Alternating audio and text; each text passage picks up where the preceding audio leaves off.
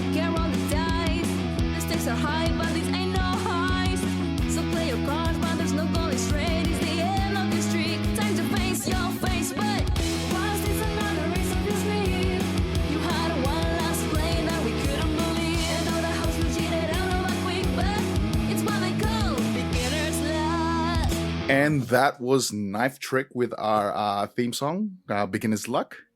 And hi, everyone. This is Larry. Welcome back. I am the DM for this podcast, Beginner's Luck. And I am currently joined with my lovely players. So let's start from the top. We have... Bella. I play Annie, the Storm Goliath. I keep forgetting what to actually say. I haven't finished my coffee yet, so that's a problem. Anything you want to say about... About Annie? Wait, my mind actually completely blanked. I don't know what to say. And next we have... That's fine. It's all right. It'll only take us about 192 episodes, but we'll get there. perfect. We'll get there eventually. Hello, my name is Robert, and I play Gordar Sevrok. The pleasure is all yours. Nice. And up next we have... Well, lastly, but not least, we do have... I'm Avia. I play Rainer, the elf, who is a bard. Cool. All right, so before we begin, I do have a question for the three of you. Well, specifically your characters. Now, if any sport games or leisure games that your character would either partake in or follow, what would it be? Let's start with Annie. That is the most nerdy thing I've ever heard. Any sport games. Sport? Shut up! I do the sport. Do you like the sports? I like the sports ball. I You like the ball games, son? The FIFA, the NBA. Just so you know, I'm the kind of person who, like, if I don't have anything to say in a conversation with new people I've just met, I'm the guy that says, so, how about them Knicks? That's the thing I always say. Anyway. Go team. Yeah. Respect for not going to the weather. That's true. Annie. I like to play chess. Something competitive. Oh. I've tried to get into shogi, but no. Just chess. Interesting. Now, is Annie the type to seek out opponents, or is it something that she's done, like, sort of like, she does solo play, where she'll play both sides? Well, I used to play competitively with people I worked with. You know, people in the workshop. Whenever we're on our break, we would just play in the break room. But then if I lost, I would just go back home and play by myself, try to replicate their moves, see what I can learn from it. What was Annie's win rate? Honestly, not that great. Was it a forced 50-50?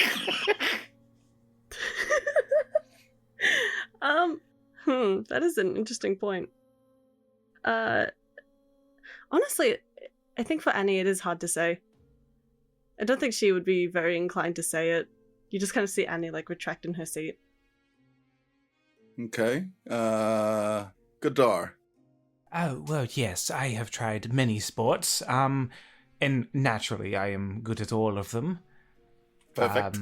Wow. But I did enjoy racquetball. It was quite an invigorating game. And who did you compete against? If this is something that you play, it sounds like something that you've played competitively. There was a local club with some of the other nobles' sons and daughters that I used to play with. You see, and your win rate. Oh, I didn't bother keeping track of one too much. All right, fair enough. All right, Rainer. Don't want to have too many tickets to myself. Rainer. Yes. So I think it would be horse racing. Yes, horse racing. No, okay, so I'm just gonna put the question out there: is Rainer the type to be riding said horse or placing bets on said horse? Placing bets 100%. I see. Yeah, he would be the type to go like, okay, this one's gonna do it. This one's gonna do it. Why are you so slow? And what's Rainer's track records of winnings? Like, how often has he won at the tracks? I would say he's lost more than he's won, but every single time he's gone on a loss streak, he's won one, which has got him back into it. Oh, so he breaks even. I would say he's just about broken even. Okay. All right. That's Like interesting. one more and he would have broken even. Just before the arrest, he's heading towards the the track. Then he gets arrested. That's how he got arrested, probably. It was like, you didn't declare that. Okay, thank you very much for the three of you for those answers. Loved each and one of them. All right, so Well, Mr. World, yes, what about you? me. What is your I mean, personally, as a DM, okay, for me, I used to follow a lot of basketball. Being a Filipino, it is ingrained in our blood to follow the basketballs and watch as them shoot it at hoops into the goals, if you will. Oh my god, please stop. But I yes, follow basketball and I'm dying. Someone clip that out of context and just cut out basket. Thank you. To follow the balls and watch as them shoot it at hoops into the goals, if you will. But yes, no. Basketball was something that I did follow in my younger days. Now, not so much. I don't really follow that many sports because it's something that just doesn't interest me at all. Like, I don't understand the team loyalty, the celebration of almost godlike status for someone who can throw a ball really well. So I'm not gonna get somewhat political on this. Wow, I'm gonna stop. political. So I'm about to stop. I'm gonna That's the end of stop Beginner's myself. Luck, guys. Thank you for watching. Yeah, that's where we get cancelled. I'm gonna All the stop basketball right fans there. are going to come out and kick our ass. Thanks, Larry. Wait, hold on. I said I liked basketball. All right, let's go ahead and just jump straight into the recap. What should have been a well-deserved rest for our daring derelicts shifted itself into plaguing nightmares that served as a reminder of what they're fighting for. Perhaps those nightmares also serve as a glimpse of what is to come. Mademoiselle, deeming her chosen worthy, decides to impart with them a few gifts. First, being pampered and clean at Flo's beautification salon. Our misfits were also granted a visit to a place of their choice before leaving the city proper. Godard, visiting their dear sister at the Mistletoe Cafe, learned that their father has exchanged him for his own freedom and hasn't been seen since. With a heavy heart, the worried sibling had to let Godard go. Annie, having her warehouse burned down during the arrest many years ago, she has, in secret, a hidden workshop still standing in High Street. Taking every plan and draft that remains and a single photograph, a reminder of days of yore. Rayner's request is to return to a place he once frequented, the look of opulence and lavish fancy, a family home in Antilles proper. He is met with a woman who leaves him with a rather heartwarming parting gift. And just as quickly as all that came, they are soon given directions to an encampment where they will be given instructions pertaining to their mission by their handler, a fish of well-renowned Samson. Here they also meet the encampment's foremen, Sasha Blackburn and Chad Salad, both charged with running the expedition. Their first task is to head to an old Antilles settlement within the expanse known as Briar Rose. There they will be accompanied by a mousekin, Gimbal One Shoe, who will serve as a diligent field guide, studying, examining, and documenting everything along the way. What the future may hold for our three convicts is uncertain, especially now that their task includes the safety and security of their field guide. And this is where we'll pick it up. Okay, and now we return to all of you in your little tent with the 3 beds that had been arranged for you. It is now night and you're all taking your long rest. So if you could just go ahead and do a long rest, and also if each and every one of you get 1 inspiration. So That's per. Unfortunately, I can't get 2 inspiration because I'm a human, so I always get it anyway. oh, fair enough. Well, Rainer and Annie, you both get inspiration with the events that had occurred last episode. So was a lot of fun. So you guys get inspiration. Yay! Yippee! So Instead of that inspiration, can you just put my AC to 20? Please? Please? Or can Gordar just be innocent now and no longer have to be out well, here? to be Please? fair, Gordar. Yes. Whoa, The collar is just a spoilers. little bit looser. But yes, Gordar's been saying this since the get-go. yeah, We he don't has know been that. saying it from the get-go, and also as well, like, oh well. Anyway, Just for you someone were who's not D&D knowledgeable, what does inspiration do? So, inspiration is good question. From in the new 2024 rules, it is something completely different compared to before, if I remember correctly. But let me go ahead and pull up our what do you call it? Our trusty 2024 Player's Handbook. And for me to look up inspiration. Inspiration. Here we go. I totally put him on the spot. My Yes, bad. you did. You most certainly did. So I'm going to go to page 368. For those of you who do have the book at home, you may follow along. 368. Hold on a second. This just turned into like an online course for D&D 2024 edition. 368. Where are you? I totally asked because I knew. You rat bastard. All right, let's take a look here. So, if you, a player character, have heroic inspiration, you can expend it to re-roll any die immediately after rolling it, and you must use the new roll. If you gain a heroic inspiration but already have it, it's lost unless you give it to another character who lacks it. There you go. So you just basically use it for any of your re-rolls. Cool. And if you want, you can also give it to another player who had rolled poorly. And so let's just say Annie rolled a 1 in something that is vital for them to have. You could simply say, hey, Annie, you can take my inspiration. So she then gets to re-roll that die. Of which she will then roll a 2. Okay, of course. And that is, ladies and gentlemen, what inspiration is in D&D 2024.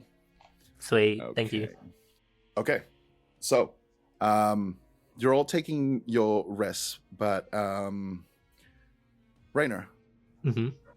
you once again wake up and you're surrounded by glittering golds and pristine gems and jewels, food, food abound, dishes that you've never seen before but smell exquisite.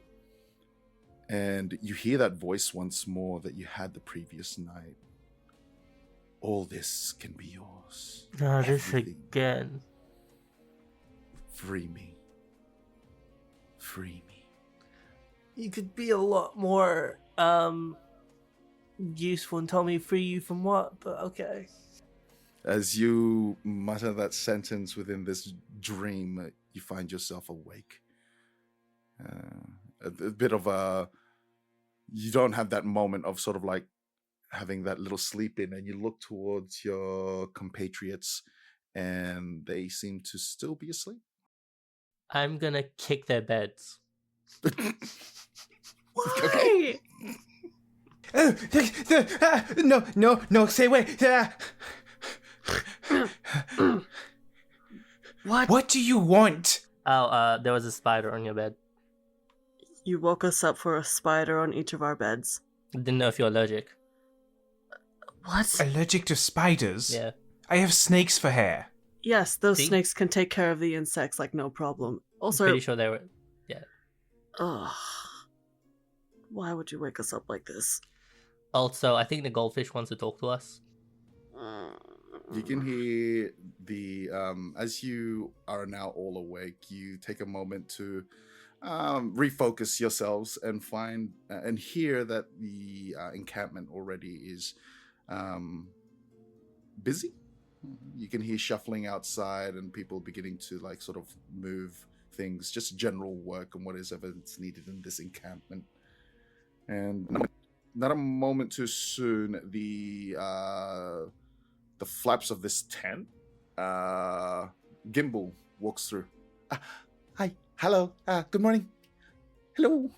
Hello. Gora looks exhausted. If anyone was awake throughout the night, he was tossing and turning. He did not sleep much at all. Oh, so I'm going to okay. take a level of exhaustion because You are now somewhat exhausted. Yeah. Yes. He got maybe like 2 hours sleep, an hour's sleep properly. Like it was just tossing and turning and crying. Silent crying. In those moments when you do look up over your other companions, with Rainer in particular, there seems to be while he slept, there seems to be a look of peace and somewhat contentment in whatever he is slumbering on. And you're not sure what to make of her. Like her deadpan expression in her awake time is reflected upon her rest time. Exactly the same, just with eyes closed, and you're like, I can't get a read on her. He wouldn't have spent too much time staring at them. It's more self-absorbed. Just sort of taking in of the situation and what's happening. Yeah, pretty much. Gimbal comes in. Good morning. I think today is when we're going to leave. Yes. I think so, yes. Do you have your things prepared? Yeah. Goda's kind of just like not meeting anyone's eyes, kind of just slumped on the bed, just pulling himself up. He didn't get changed or anything, still wearing his full outfit with the metal braces and everything. Just gets up and just slowly walks out the door. Perhaps we should have something to eat before we leave, as he's sort of like trying to follow you out and also addressing the other two to go see, to head to the mess hall. Well, what passes as a mess hall. The mess hall itself is one giant tent, and inside is the like rows of tables and seats. And it's like a continental breakfast. You can see that there's a section that's been set up for like, there's like toast and jams and some fruits, and a little coffee maker. And there's also a pot that's boiling with hot water. You also have teas and everything. So what is everybody having for breakfast? Probably Gora is a pescatarian, so mainly, I'm assuming, would be mainly vegetables and stuff. We're pretty inland, aren't we? Where there wouldn't be much. Yeah, that's what I was about to ask. Pescatarian is someone who eats fish primarily. Yes, okay. Yeah, because those scaly things should not exist. Okay. So pretty much, yeah, just vegetables and whatever you can get, like whatever stew vegetable thing that there is that doesn't have meat. Okay. Annie, what's Annie having for breakfast? As Annie looks at the wide array of different breakfast foods, she's really apprehensive about grabbing one. She just wants the simplest looking thing, one that she can devour in maybe 2 to 3 bites. Just something that's straightforward, has no intricacies, something where she doesn't have to think about what she's eating. She can just be done. Beans and toast. I do not like beans. I don't like beans either. But so toast it is. Yes, toast. I imagine because of her experiences for the last 30 odd years, food is actually hard to come by, but she still makes the choice of simplicity. Oh yes. Okay. It's a few pieces of toast, and then she goes over to the coffee machine, prepares herself a shot of espresso. Okay. And she sits down. Rainer, what's Rainer having for breakfast? Just a question. So is the table that we're towards, is there other people on this table? Yeah, so imagine almost like a Hogwarts table? Yeah, almost like that, just not as massive. So it's like a cafeteria sort of setting. Okay, cool. So Rainer's going to take a look at what most of the people are eating. And he's going to get something similar, but he's not going to get any coffee. He's just going to get water. Okay, yeah, so for the most folks here, there a variety of choices. Some are having beans and toast, some of them are having cereal. You have a guy who's having oatmeal. Someone's having a toasty. anything that you'd expect and you'd find at a continental breakfast, I suppose.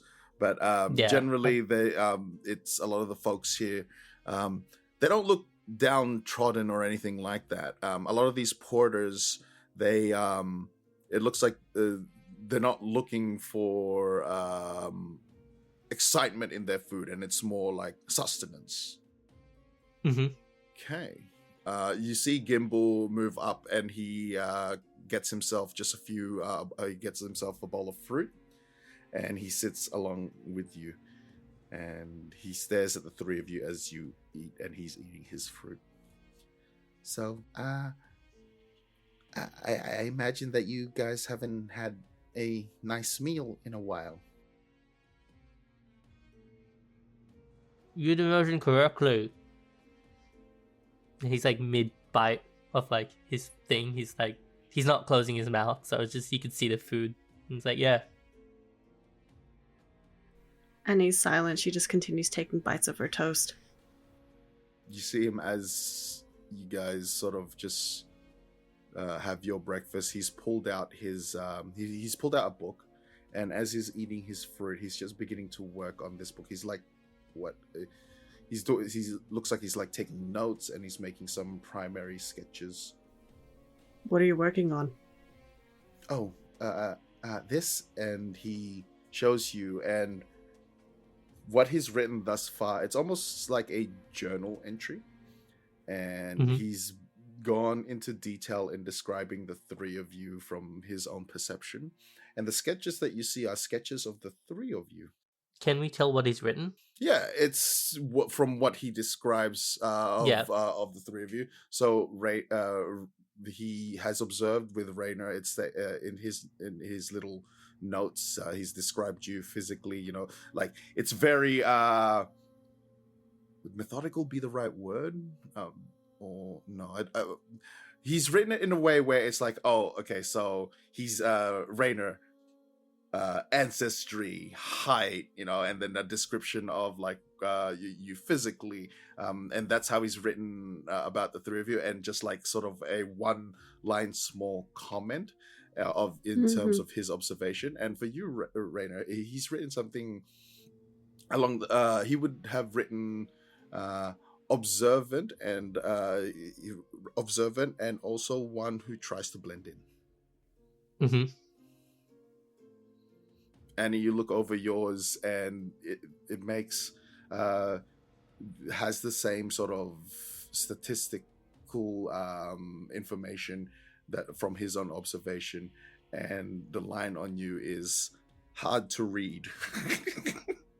And then Gordar, you look over and you can see that he was very succinct in your description, and in the comment section he wrote like, probably stay away, might eat me. Not bad. So yes, and like you can see that he has done like the sketches of the three of you, which are very very accurate for sketches. Are you an artist or something? No, I'm the field researcher. I will be out here to see what we can learn and about Matusha, if it is interesting or not. I've never been. I don't think anyone has in a long time. So no, I don't believe so. This will be useful for future expeditions. I bet it will be. So what kind of things have you discovered? Say, materials or things that originate from the land. What kind of details do you write down? Well, everything that we see that is out of the unusual, I'll be taking notes. I don't know what we'll find, and to be fair, this is actually this is my first time outside the university. This is my first gig, so to speak. Yeah, I could tell. Oh. Your first real expedition. You could tell I'm green? Yeah. Oh. Anyone could tell you're green. I mean, I see. your backpack is way too big for what you need. there's supplies that we could possibly need, and he begins to like list all these things that he does have in his backpack, and it's just an array of they're useful things for situations that may possibly come up. But you are right, Rainer, it is excessive. He has almost prepared for any sort of incident. Every possibility. That's right. He seems to have like from your observation, you can tell it's something that he may have overthunk it just a little. Yeah. Rainer's not going to add anything else. He's just like, yeah, you did that. You see Annie have like a little sly grin, like one of those like she what's the phrase? Like she Smirk? points once. Yeah, Smirk. smirks. That's it. Sorry. She's like smirking and she looks over and she leans over to what's his name again? Sorry? Gimbal. I thought it was Grizzly for some reason. I don't know why. She leans over to Gimbal and she's like, I like you, Pipsqueak. You're prepared. I like that. Thank you. Now, do you have a piece of paper and a pen I could borrow? He hands you the pen that he's currently using, and then he rips out a page on his book and hands it to you. Oh, thank you. You are too kind. You're welcome. She proceeds to put it in her own pouch. Oh, okay. Interesting. I thought you were going to write something here and now. No. This This is what you think you can. It's like, okay. I might use this for later. I will return it once I'm done with it. You can keep the pen. I have a few. If you're sure. Thank you. Once you're all done, I suggest that you go see Samson, and once he'll have a few words before we leave.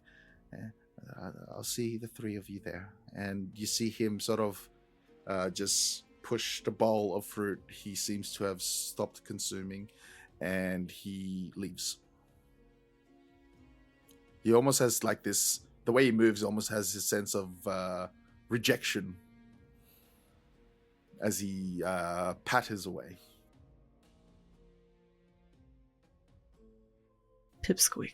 So, we heading off soon? Godard at this point is just pushing leftovers of food on his plate. Why aren't you Should be. eating? I have eaten. Here's a question, Gordar, because obviously I wasn't there, but yesterday, where the bakery that you visited, what you do in there? What I did in there is none of your concern. That is very I true. did not ask about what you did in yours, your location. Mm-hmm.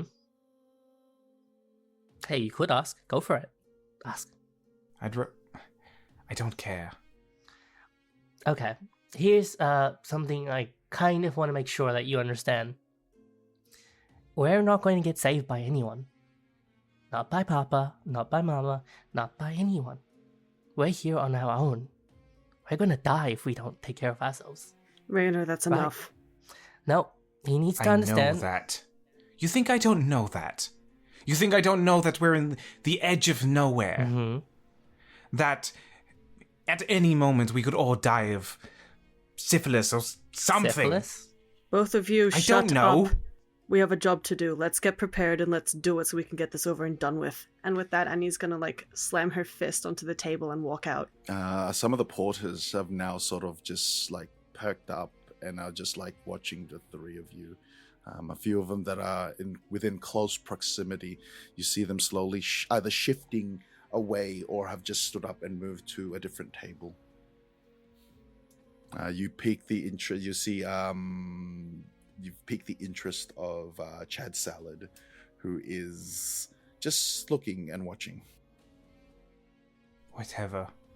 Let's just get moving and get this done with. Okay. Okay. Do you think she's gonna go to the blacksmith? Wasn't she trying to get to the blacksmith yesterday? Or is she gonna like head straight to the person we need to go to? I don't know. Goddard just gets up and just walks out of the tent. Okay, so I imagine, where is everyone going? And you will go over to the blacksmith. Okay, and the two of you? Goddard is just trying to get some air, try and compose Rainer? himself. He's gonna move to the table where all of the porters are. Okay, let's start here where the porters are. Okay. So you see, with these porters, they seem people who not exactly run in the same circle, but they seem to be people who come from the same economical background. Yeah. Basically, they're poor, is what I'm trying to say. Yes. Yeah, I can understand. Read between the lines on that one. And you can see them, most of them don't seem to interact with one another. There are a few who seem to know each other and would just have friendly conversations. But for the most part, a lot of them are just sort of, keeping to themselves. They have their breakfast and they leave, and what you would assume is to do today's work. Mm-hmm. Okay. Is there anyone who looks older? Yeah, we could say that there's a guy there that looks to be in his late 40s. Okay. So Rainer's gonna sit opposite him, and just like without really putting any pretenses, he's gonna be like, "How long have you worked here for?" I was hired for this expedition. This didn't start till a few weeks ago. 2 weeks ago. Okay. All right. Pay good? Yeah, decent. Sent to the family. Any risk? Well, if Hazard pay? if the rest of you come back from beyond there, the risk is us going in there after. You see. Okay. So they're expecting us to come out then, because they've hired you. That's the hope. How many of your team is there? There's about 50 of us. And you're just carrying things over there? Or are you trying to mine something? We're here to, if I understand correctly, we're just here to help with the labor of whatever is needed. We're not told many things. Yeah, that makes sense. All right. Thanks, mate. Good luck. You good luck too. If we make it out, you've got the hard job. He just nods and he continues eating his beans and toast. This episode's called Beans and Toast, ladies and gentlemen. Lovely.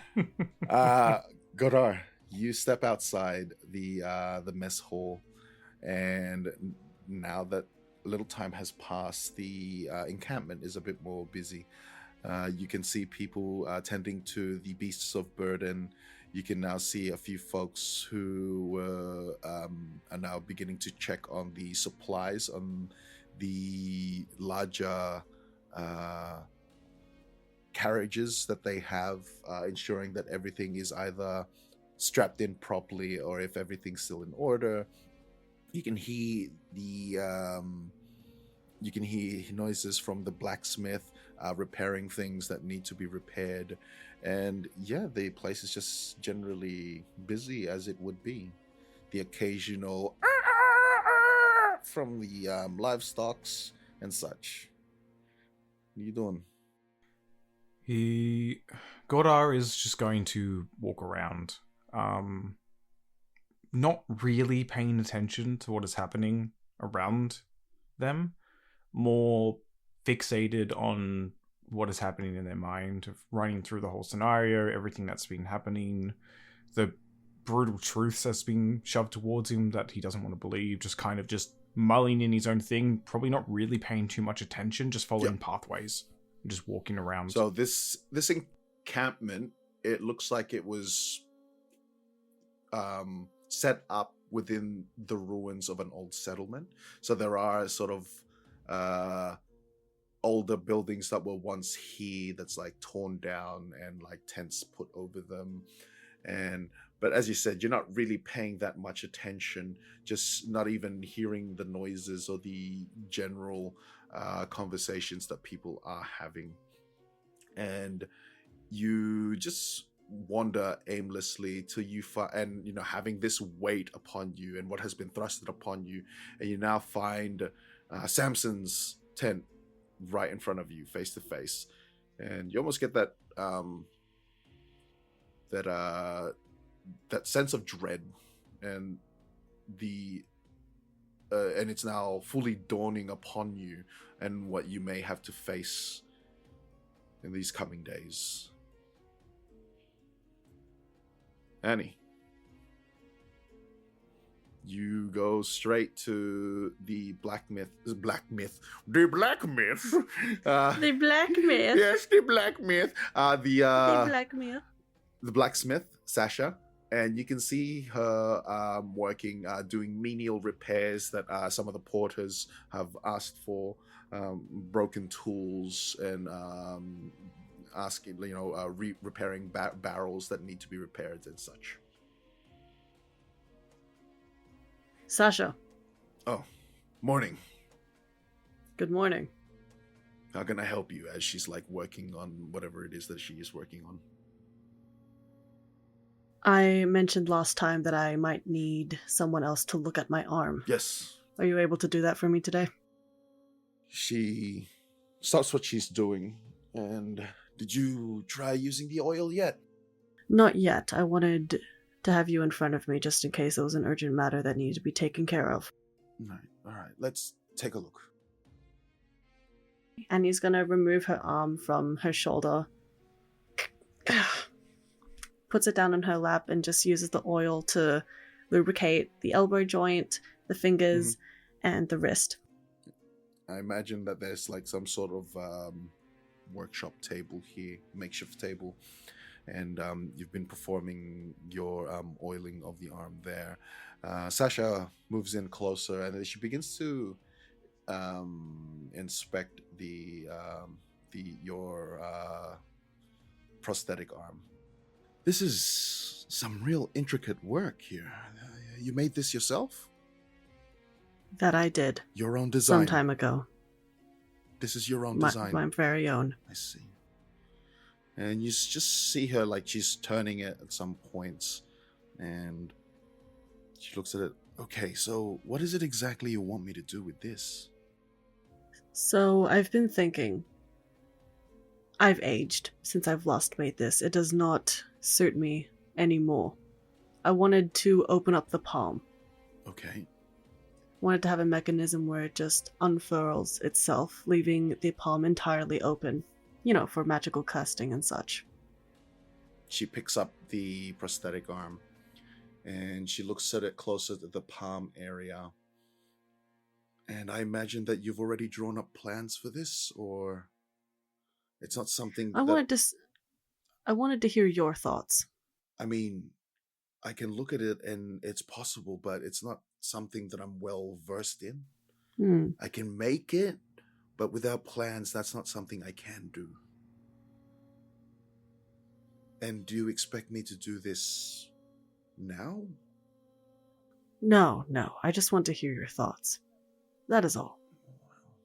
And she looks even closer at the palm area, inspecting it. And do you have the original plans for these? Oh, no, those are lost a long time ago. Well, what we can do... I wish I did, but the plans are technically in my head already. I see. Judging by... And she's looking closer again at the palm. The space that you do have available in the palm, we might need to rebuild the entire hand itself.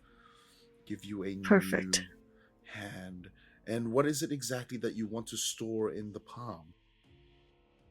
I just wanted to have some empty space so that I can engrave something on the inside.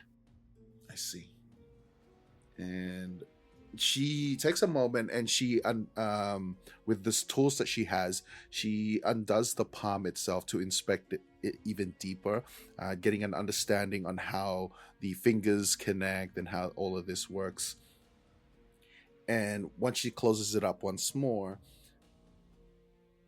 she looks at the wrists and she looks at the connection between the wrist and the palm, and she states,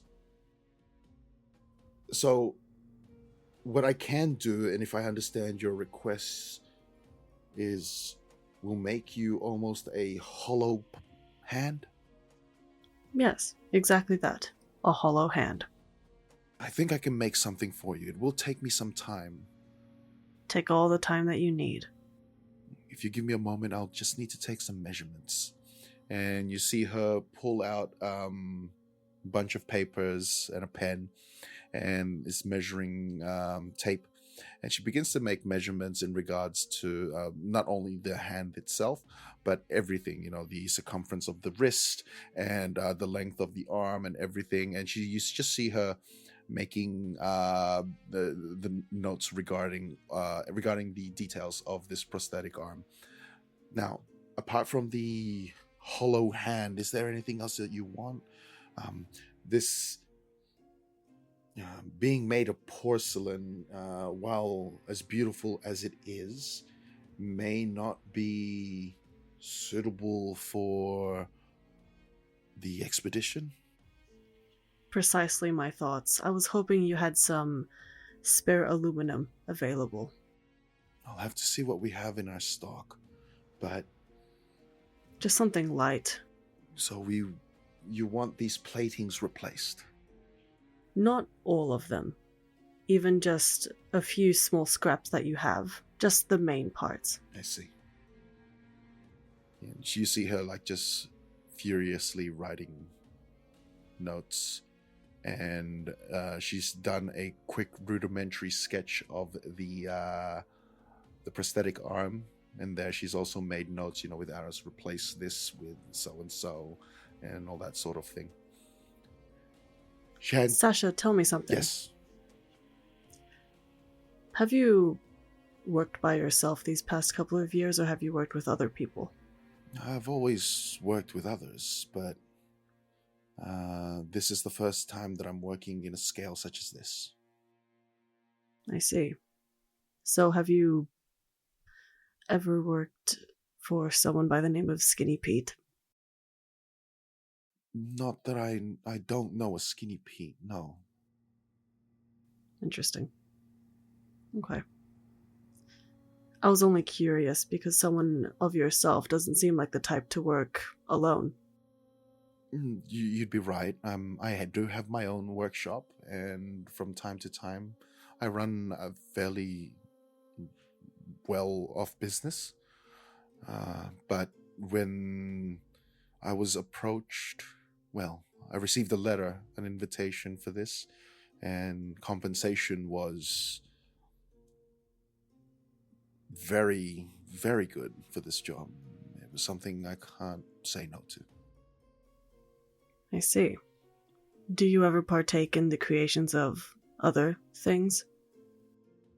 Well, I am a blacksmith by trade. I do also have my hand in carpentry and some stone masonry. They had made me the foreman of the crew here, so I do a bit of everything, from repairs to constructions. As you're speaking, she comes closer to you and places the prosthetic arm back in its place, and she begins to work on it. Now, this prosthetic arm hasn't been well fitted since you've put it back on, considering of how long it's been since you last wore it, and she's been making some minor adjustments. And go ahead, give that a try. See if that feels a little better. She's gonna raise her left arm straight from the side of her body and just twist her elbow and her wrist so that they kind of snap in place. And she's gonna raise it above her head and do the same thing. And then she's gonna do, what do you call it? Like when you swing your arm front to back and then back to front, that kind of thing. Right. Just trying to make sure that all of the joints are coinciding with each other. My God, I don't remember porcelain being this heavy. Yeah, so it's rough, but it still feels a lot better than what it did prior to when you had taken it off just then. So it feels better, but it's not at its best capacity because of your body just simply has changed over the years. So it's the best I could do. That lubricant really helped. Sorry, it's the best that I could do for now, but we could have done something if you had the original plans. Without the original plans, the makeshift changes that I'm going to do may be a bit difficult. So. Oh, no. That's quite all right. The lubricant helped significantly. Not to worry, though. The original plans, they'll come back to me. Eventually. I'll work on that. Okay. I hope to work with you soon, Sasha. Yes, I hope so too. So after you've spoken to Sasha, she has gone and continued with her task on whatever she is working on. And with that transaction coming to an end, where do you go? And he's going to make her way over to Samson. Okay. Let's return to Raynor. You've now just finished your conversation with this porter. I imagine that you're just still enjoying your breakfast. Is there anything else you want to do? He's gonna kind of walk out and he's gonna try to look for Gordar. Like, if he could just see him, like, just basically. He's not gonna look too hard. He's just gonna kind of scan the surroundings. Well, you do spot Godard just there approaching the tent, Samson's tent. Okay, yeah, he's just gonna walk towards Samson's tent. Okay, the three of you, well, you move forward and you still see there sort of, as you arrive, you find that Godard is just like sort of standing there, almost lost. He's just gonna put he's not gonna put his hand on his back, but he's kind of just gonna like look at him and he's still gonna be like, all right, look, I was a bit out of line. I'm sorry. No, you're not out of line. You're just stating it how it is. I'm not that naive to the world. You're making this really hard to apologize. Good. Godard walks into the tent. Wow. That was rough. Yeah, see that, Annie? That's just... I swear he's gonna die first. He's gonna walk into... Do not jinx it. My What's wrong boy. with you? Beautiful. Is the We taking bets? Godard first. for those listeners, let us also take bets. Who do you think will die first? So the three of you. That's a perfect time to say, please leave a review with who you think is going to die first, because reviews really help small podcasts gain traction, and people like to look at things that have reviews. So please review it when you can. Oh wait, they can't see that, folks. I just Yeah, they can't folks, see. I just put both my thumbs up with a big smile. Do that, please. We are still adjusting to an audio-only podcast. Yeah, Yay. you guys are really missing out. You can see Rob acting out what Gordar is doing is gold. Which is a shame, but maybe one day we get to see him being gold. In campaign 3. Streaming on Twitch. Oh my That would god. be pretty cool, actually. One day. Okay, Come on, people, give us those good reviews. so the three of you enter the tent, and you can see there already Samson is now sitting on that big chair with his gorilla-like body, and you can see him just sort of like his bowl is like face down on papers, and you just see him like writing. Gimbal is also there, just sort of waiting as well. Yes. I think we are ready to hit the Oh, road. hello, good morning. How are we all? Ah, it's this guy again. Yes, your handler. I'll be handling you in all and every which way. Please don't. Yeah. I would much prefer No. you didn't handle me. I still have marks on my neck from yesterday. Thank you for reminding me. But yes. And a little shock comes through the three of you. I hate this guy. I hate him. This is why fish should not be able to talk. No. Know your place and know who sits on top of the three of you, and that is me, Samson. So, your task, allow me to remind you, you are to now head towards the small settlement known as Briar Rose. Over there at Briar Rose, ensure that everything is okay. See if everything is somewhat livable, and then return. It's nothing more than a day's march from here to there, so I expect you back tomorrow evening. And Right away, sir. no sarcasm, I like it. And he gives you another shock. Idiot. Learn your place, little one, he says, as he stands and now towering over the three of you. I suggest that you go collect some supplies that you need for your travel, rations or anything of the sort. But if there's anything else that you need, make sure that you see either Chad or Sasha.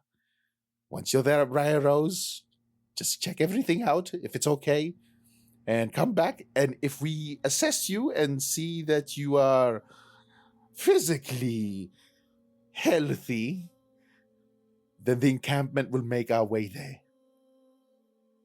Now go. Is it safe to assume that, due to the fact that we are prisoners and do not have income of any sort, that these rations will be just provided and the resources we need for this Well, of expedition? course. We're not monsters. Godard turns around and just We're walks not out. monsters as you walk away. So dramatic. Annie, please. I need help. You see What's going on with you? Rainer's on the ground from the pain of all the shock that he's been getting. Jeez. Annie's going to walk over to Raina and kind of like pick him up from the back of his shirt and just the drag him scruff. forward. So as you... The shirt's expensive. The shirt's expensive. You're fine. Oh, and again, you'll be accompanied by Gimbal.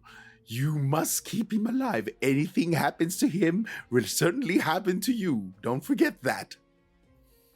And Is that a threat? Gimbal's like, oh, okay. Yes, it most certainly is a threat.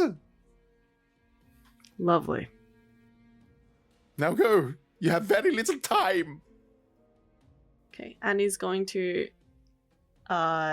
finish getting out of the tent. That was a weird sentence. I'm sorry. Annie's going to get out of the tent while still holding Rainer by the scruff of his shirt and scruff of his shirt, scruff of his neck. Shirt. By the scruff and sort of pull him back up, and she's going to ask him, "There, is your shirt okay?"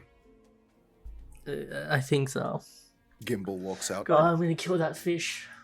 We all want to kill that fish, but please do not antagonize him. Yeah. Where did Gora go? He's just outside the tent. Oh, there He's you still are. there. He's waiting for you. So, let us get supplies and get on the road, shall we? Gimbal, I'm sorry about that. So, what supplies will you all be needing?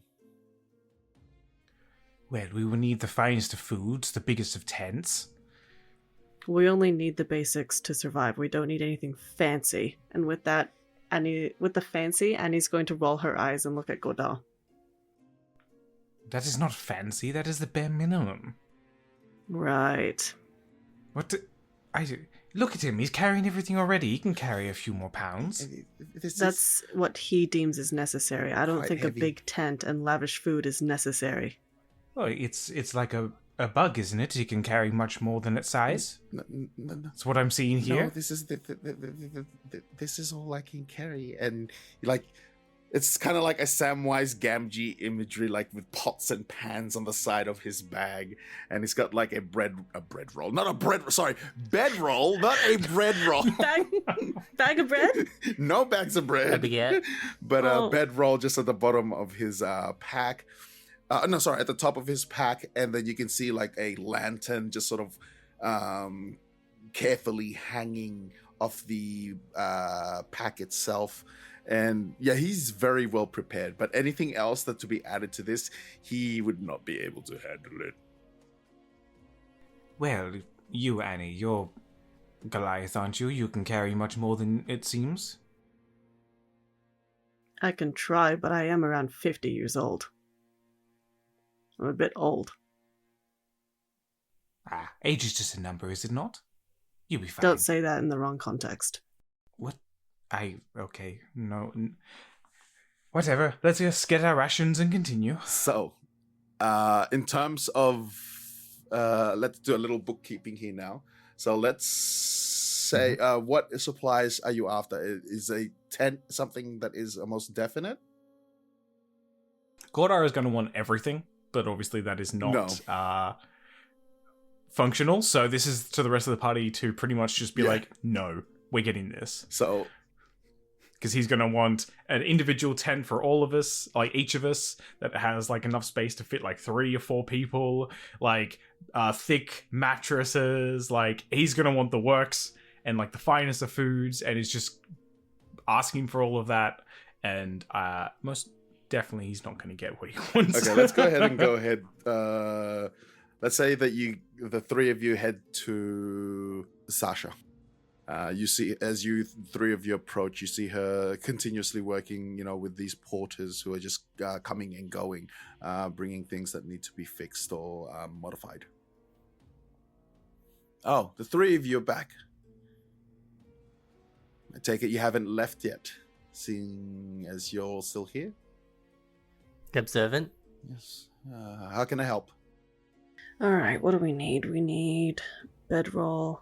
We need everything. We need 4 tents at least. We need the thickest of woolen or feathered bedrolls that you can muster. We need I do not care for steak, but I'm looking at the big one here. I'm assuming she wants some kind of meat. Fish, if available, that would be perfect. And then it just starts like going. She looks at you, and you're going to be carrying all this? Oh, I'm not going to carry this. I'm assuming you have a wagon or something for us? No available wagon for the 3 of you. So Rainer's just kind of going to look at her, and she's like going to be like, what do the porters have? Just give us that, plus whatever you deem necessary for an expedition of this sort. Obviously, we don't know what we're dealing with, but you would have a better idea. Therefore, each of the porters don't have their own pack. They're traveling with the group, so everything that they need is within the wagon. She points, and you see, like, it's not a regular sized wagon. This thing is like massive, and you can see it's stocked up with crates and barrels. There's actually 4 of these, and then you see another one that's just like full of lumber and metal, and they have an array of supplies. So whatever that they have planning, it is most likely for rebuilding, construction, and everything of the sort. Oh, perfect. We could take one of those. No, you won't. But are we not going to be going out and ensuring the survivability of everyone out here and reclaiming things? Why should we not have the best of what we need? We cannot take what is not ours. That wagon there is specific to what it is currently carrying. Oh, well... I think we're deemed to fail, but okay. She calls over one of the porters. Get these 3 a pack. One of those carry packs that we have. And you wait for about 10 minutes, and a porter comes back with this crate, which comes with like these 3 backpacks in them, and essentially explorer's pack. Is that still a thing in this one? Let me double check. I believe so. Yeah, pretty sure it is. But let me just get it and let you know the contents of explorer pack. It is page 225. So, in your explorer's pack, obviously you've got the backpack. You have a bedroll. I was going to say bread roll again. It's just... Sorry. Bedroll. You got 2 flasks of oil, You have 10 days of rations. You have rope, a tinder box, 10 torches, and a water skin. And as you inspect the backpack that you have and the contents of it, Sasha turns to the three of you. Now, is there anything else that you would want beyond those? I want calligrapher's supplies, a forgery kit, and a disguise kit.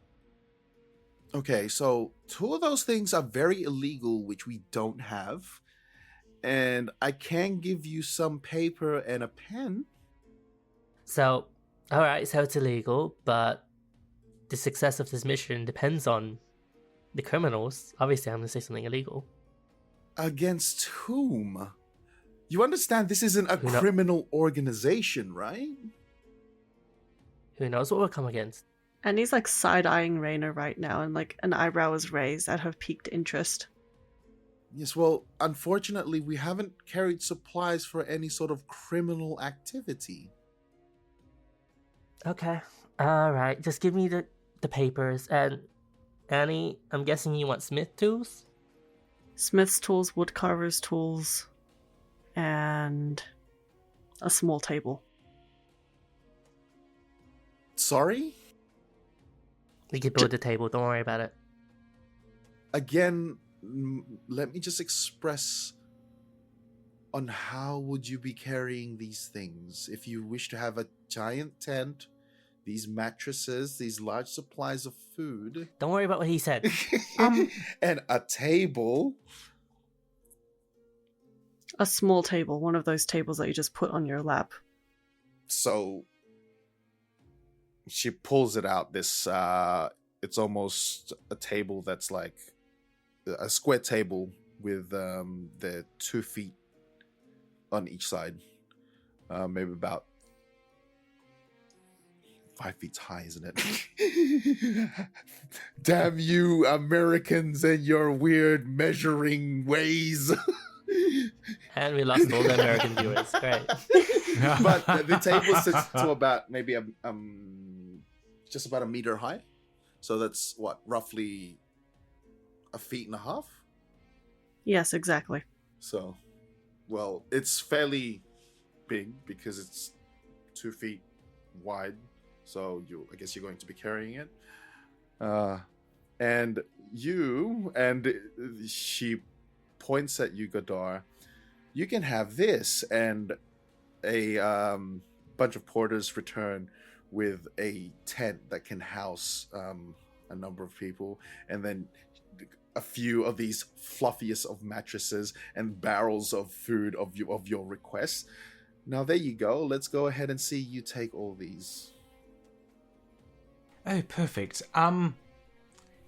Annie, would you be able to pick those up for me, please? I said please. She's now sitting there with a smirk on her face, looking at the 3 of you. And he's going to like side-eye Godot the entire time. She's going to like bend down, pick up the tent. That is a massive tent. It is the same tent that you are currently housing, and it is not something that you could just carry on your back. You expect me to carry this? Well, yes. Alright then, pretty boy. And she's gonna like let go of the handle to carry the tent. Go on. You try picking it up. You wanted it. You can carry it. Oh, I don't do that. I'm not a commoner. I don't do that. So what are you trying to say? You think you're better than all of us? No, I think that you are a tall Goliath who can carry heavy things. I'm also around 50 years old. Pick up your shit. God, goes to like grab it. Yeah.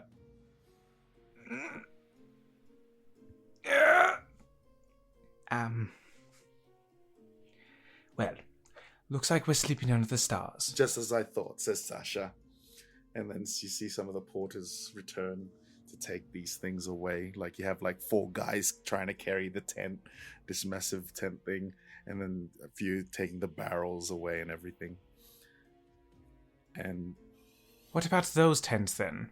Points like Is there any No. smaller ones, or is it just Yeah, like it's just just a large one? there's no individual tents. The closest individual tent that Oh, you okay. have is probably Samson's, but that still is fairly big Mm. because it houses like Okay. the table and everything.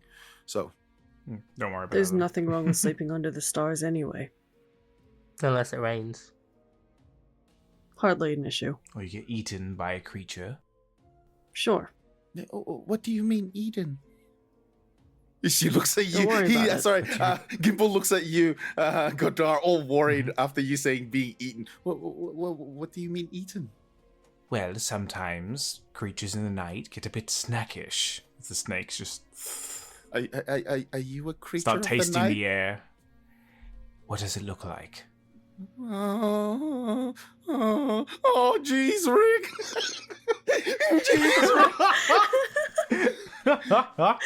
As the snakes are like flicking their tongue, like tasting the air near him. He sort of takes a few steps back and is like rather nervous. And Sasha gets up, slams her fist down on the table. Enough of that. I wasn't going Do to not actually bite tease the him. boy. Protective, aren't you? Yes, sorry. Do you have everything you need? Not everything I need, but everything I'm getting, by the sounds of it. Well, let's get on. Okay. And we're going to be taking, and he points to around north of the encampment. We're going to take this road, and it should lead us towards the wall. Very well. Well, off we pop.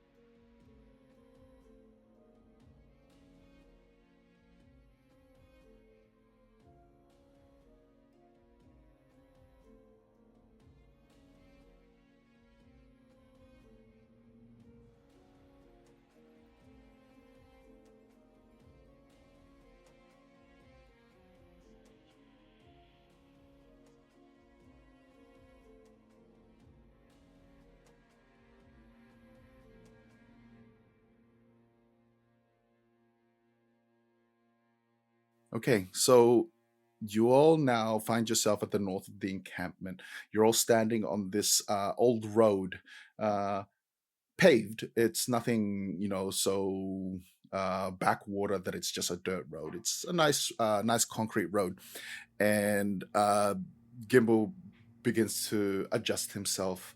And he begins to take his stride. As the three of you watch him walk forward, you can always see, but there, just beyond you, is the wall that is separated you and the expanse, or old Matushia. And the wall itself towers. It is the biggest thing that you have ever seen. Taller than all the skyscrapers from the Diamond District back in the city. It's taller than the Tower of Commerce itself. And this thing is massive. It looms over you, this almost concrete-like wall. Oh boy. I'm not looking forward to this. I don't think any of us are. Hey, Gimbal, can you not walk in front? If you die, then we're all dead too. Sorry. Just a little excited. Why are you excited? Yes, this is a very bad place. But no one has stepped in here in decades. Surely there's some sense of excitement to it. No, it is exciting. It's exciting. We're gonna have our names etched in journals. Imagine the amount of research you can get out of this. It's gonna be insane. Exactly. I mean, your No, I names are understand already you. in journals. And he pulls out his book. No, I yes, the understand it. book that will be lost when we die out there from magical poisoning. Okay, let's not get too excited about the way that we're gonna die. I'm not excited about it. You sounded excited. You see, Whatever. yes, the magical poisoning. I Mm-hmm. did prepare for something, but we're still a bit ways off. It'll take us maybe about an hour to get there to the gate. So, have you So- done your research on this area? So you would probably understand what magical sickness is, right? It was, well, the papers that I've read, the research notes from the previous expedition, which happened maybe 70 years ago. The expedition returned and they all caught illnesses and had growths and tumors and died within the week. Tumors. Lovely. Exposed to raw pure magic. Maybe or tumors. Maybe okay. So what do you think about it? Like maybe it's some sort of like augmented healing that causes your cells to rapidly multiply and as a result causes tumors and cancers? I'm no medical student, so I don't know. Didn't do as much research as I thought. Okay. No. Okay, so maybe we should make some headway. It will take us about an hour to get to the main gate. An hour. Annie? She's gonna like tilt her head towards you. Yes. Can you chuck us all over there? Speak for yourself. I'd prefer to be carried than thrown. Okay, carry us in. You see Annie just kind of rummage through her bag looking at some pieces of paper that have like any sort of design plan for like what do you call it? Not a what do you call that thing again? Catapult. Catapult, that's it. Like anything for a catapult or like an elastic band sort of thing. Pretty comedic way of throwing someone, And but an no, acne nothing. slingshot. I'm afraid I don't have anything like that. I could work on one though. What are you all standing there for? We're hard at work discussing the best way to travel. By foot? Alright. Not exactly. Are you scared of heights? Yes. He's scared of everything. Let's just go. It's just, All right. Yes. I agree with Raina. I think we just... The sooner we get there, the better. Can try making a bazooka.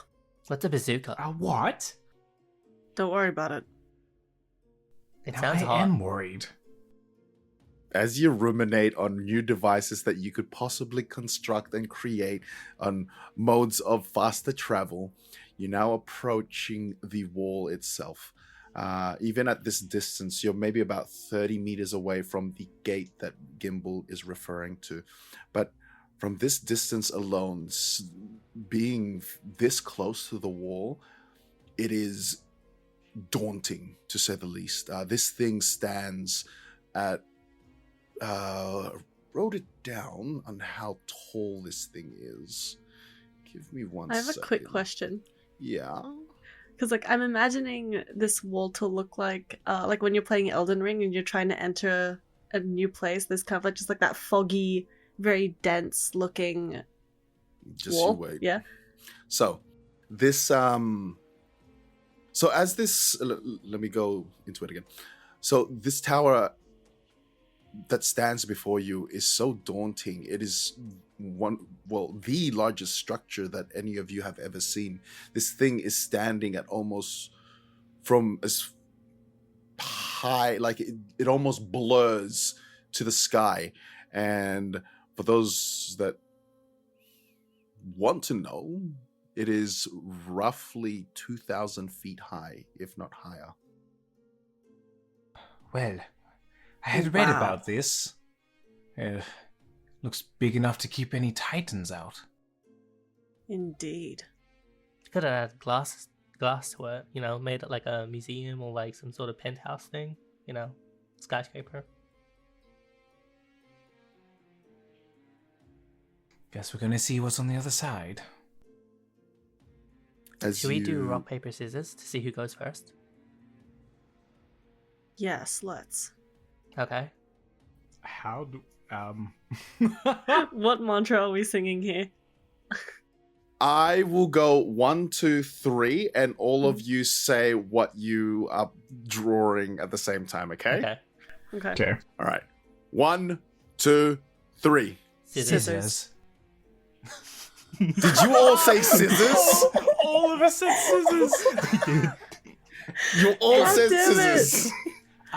Oh my god. What now did what do we do? what did Gimbal do? Yeah, what did Gimbal do?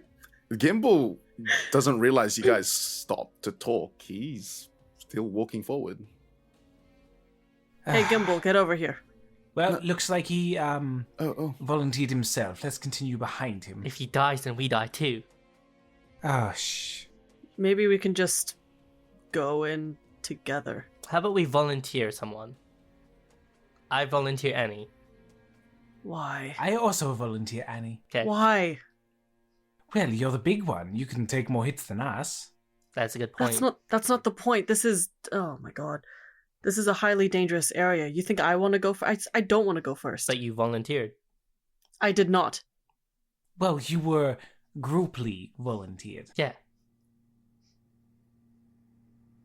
And he's like looking at all of you in astoundment, even like Gimbal. Like she Gimbal's looks still offended walking. that Gimbal isn't. Gimbal, we told you to wait. If you don't wait, okay. we're gonna eat you.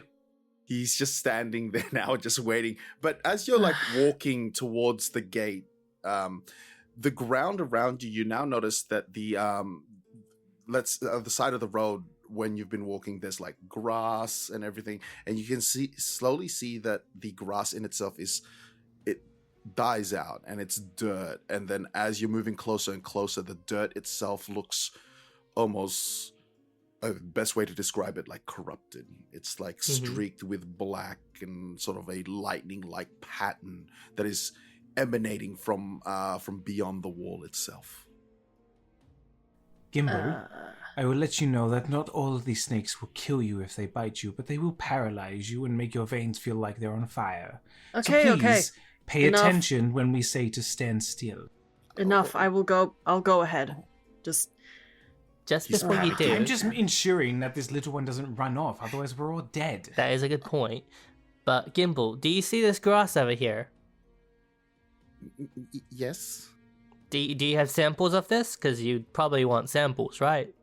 Not samples, but he pulls out his journal and he's now beginning to take notes in regarding of the gradual change that and also the lightning streak marks coming from beyond the wall, the black markings. And he's taking some time to make his notes and also making these sketches of what he can see. And once he's done, he's closed his book and he goes, I prepared for the magical sickness, he says.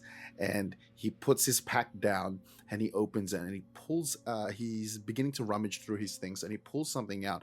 And you see him beginning to wear this suit, this entire body suit. And he also pulls out like a helmet and then he puts that on. And then the Is pack. that a And he's hazmat like, suit? it's not. Do you know those old diver suits? Oh, yeah. Oh Yeah, so my. he's got one of those on and he's got his backpack. And now he's moving kind of like a marshmallow man as he's moving towards the gate. And you can see now the gate. It's almost like a checkpoint. Mm-hmm. So it's quite open, and you can see beyond this a wall inside with a large double door. And you can just see Gimbal sort of like, what's the word? Waddling? Waddling. Thank you. Waddling towards the checkpoint. Okay. Huh. Gimbal, and he's going first. They volunteered. I did. Oh, Fine. But beyond that door is still, it's offices and doors and a labyrinthian of. I need to lead the way to the exit, and he, out of the side of his bag, he pulls out like this map of the compound, and he's made a route on just to the next exit. Thank Okay, God well- one of us is prepared. Lead the way, and then Annie will take over when we're on the other side. With Just get through this.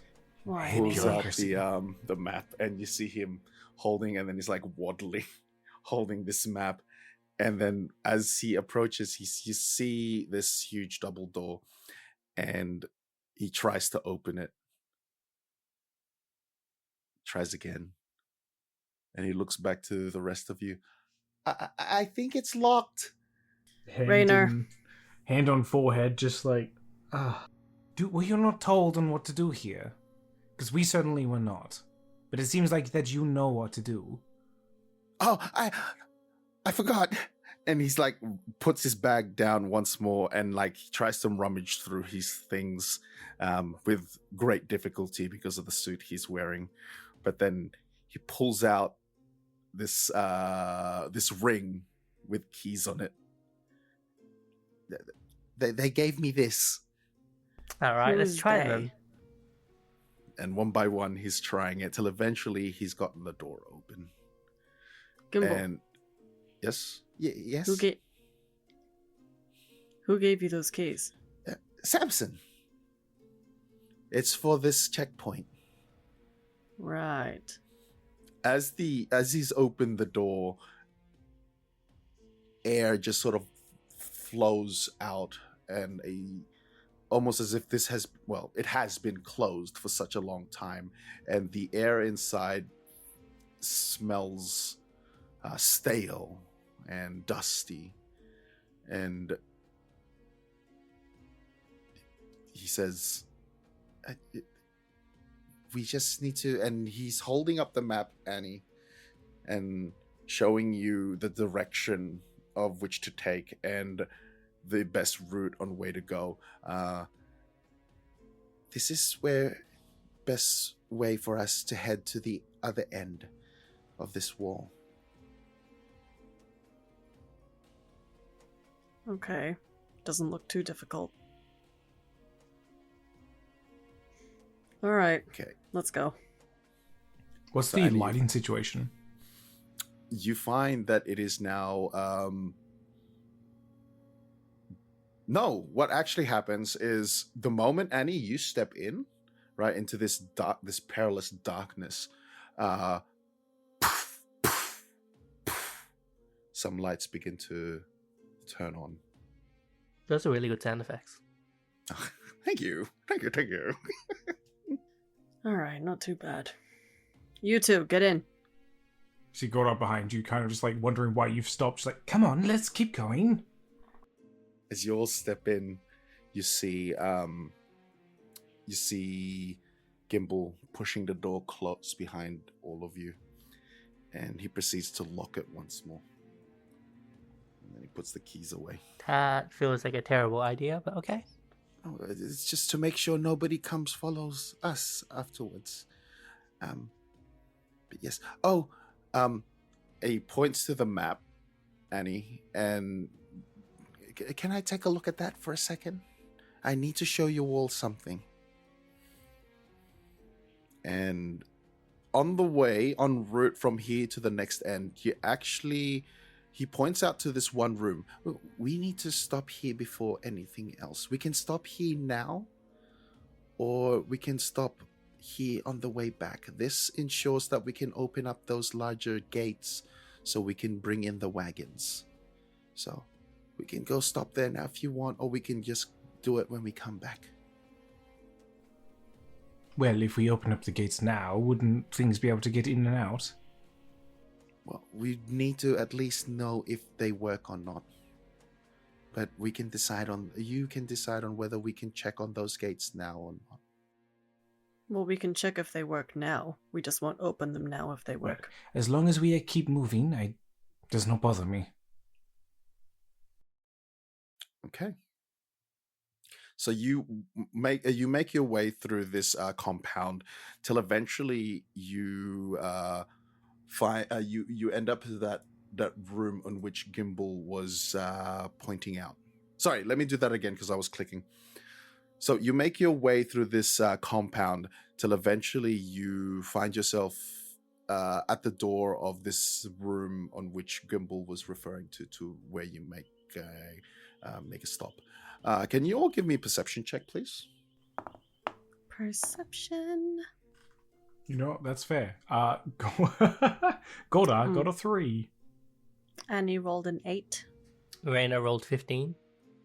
So Annie, Gordar, everything seems to be just normal as it was when you first entered this place. It's eerie, simply because that it doesn't necessarily feel abandoned, but the emptiness of the place where it feels like that people should be here and there isn't is almost a chill down your spine. Rainer, as you're coming closer to this area, you do notice that while along the way everything seems to be in order, so to speak, the closer you get to this room, the density of cobwebs have increased. Density. So Rainer's just gonna repeat. He's like, huh. Cobwebs seem more dense here. Cobwebs? What cobwebs? Ow! Yeah, that one. Ew. You're not allergic to spiders, are you? No, I'm not allergic to spiders. Just disgusting. And just like trying to drag, like get the out of his snakes. Just like oh my girls. Oh, I'm so sorry. Oh no. And he's just gonna wipe her face from her forehead to her chin clean of any cobwebs and just like flick her hand to make the cobwebs go away. So, density of cobwebs, what could that mean? It could mean that there is less people reaching this area. It could mean that there's a monster that would create spiders. Could really be anything. Did you just say a monster that creates spiders? Yeah. Are there actual things that can do that? I've never read anything about that. Neither have I. I mean, there's things that can create anything, really, right? Like, spiders have to get laid somehow. Why did you word it that way? If you just meant there was a mama spider, rather than some, I don't know, like a tube that spits out spiders. Hey, I didn't figure out how you saw that. It's not my fault that You said mind... a creature that just echoing now down the hallways. Of just, you said a creature that creates spiders. That's not birth. That's just creation. What? Birth is creation. What do you mean? He's like echoing back. Maybe we should open the door? Or shall we come back later? He's now like full nervous with the discussion that you two are having of this theoretical monster that creates spiders. Annie? Better to know than to be in the unknown. And she's going to walk towards the door and open it, if she can. It's a bit of a struggle at first, but then with just a little bit of strength, you manage to push this door open. And this room itself, you can see that there's a panel with sets of valves and levers, and almost everything in this room is covered in cobwebs. Looks like no one's been in here for quite some time. When I say cobwebs, I don't mean like hanging in the corner sort of cobwebs. Mm-hmm. It's like densely packed. One could put it like a nest, perhaps. Mm-hmm. One could put it that way. But it is a densely packed room of like cobwebs. You can see the console and everything of where the controls are, but they are engulfed in these webbings. And beyond that, you can see a window which shows what is beyond, which looks like the road itself, but enclosed in this area. And this window itself is broken. It's shattered.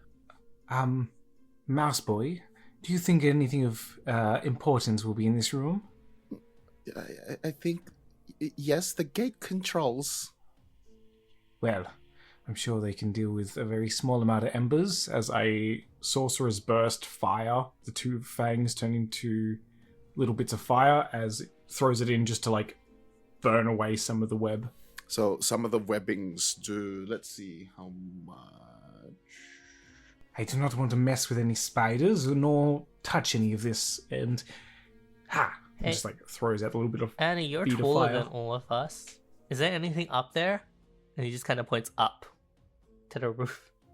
She's gonna crank her neck upwards. What does she see? More webbings, but about on the ground area here closest to you, about 40% of the webbings have been burnt off.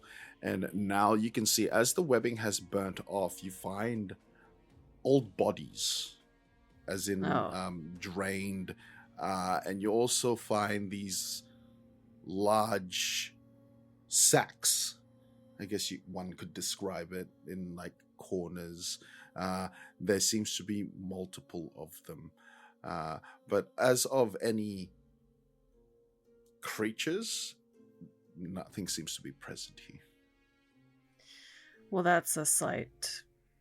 A really disgusting sight. So who wants to go through the bodies?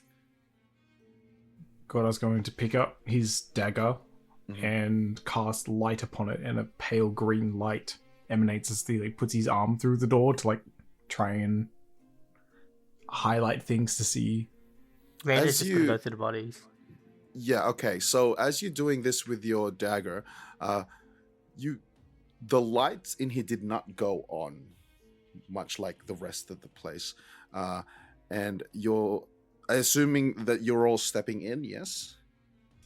Goda will be very hesitantly walking where he's burned the webs away, just kind of like Perfect. looking around, straight away up, and then moving more downwards. The bodies Penny's that... gonna... Sorry, just real quick. The bodies that you find, Rainer, the clothes have been worn through time itself. They're tattered, but they're all very uniform. So if you could surmise that that the bodies you're finding here are most likely people who had worked here previously. Mm-hmm. Do they seem very old?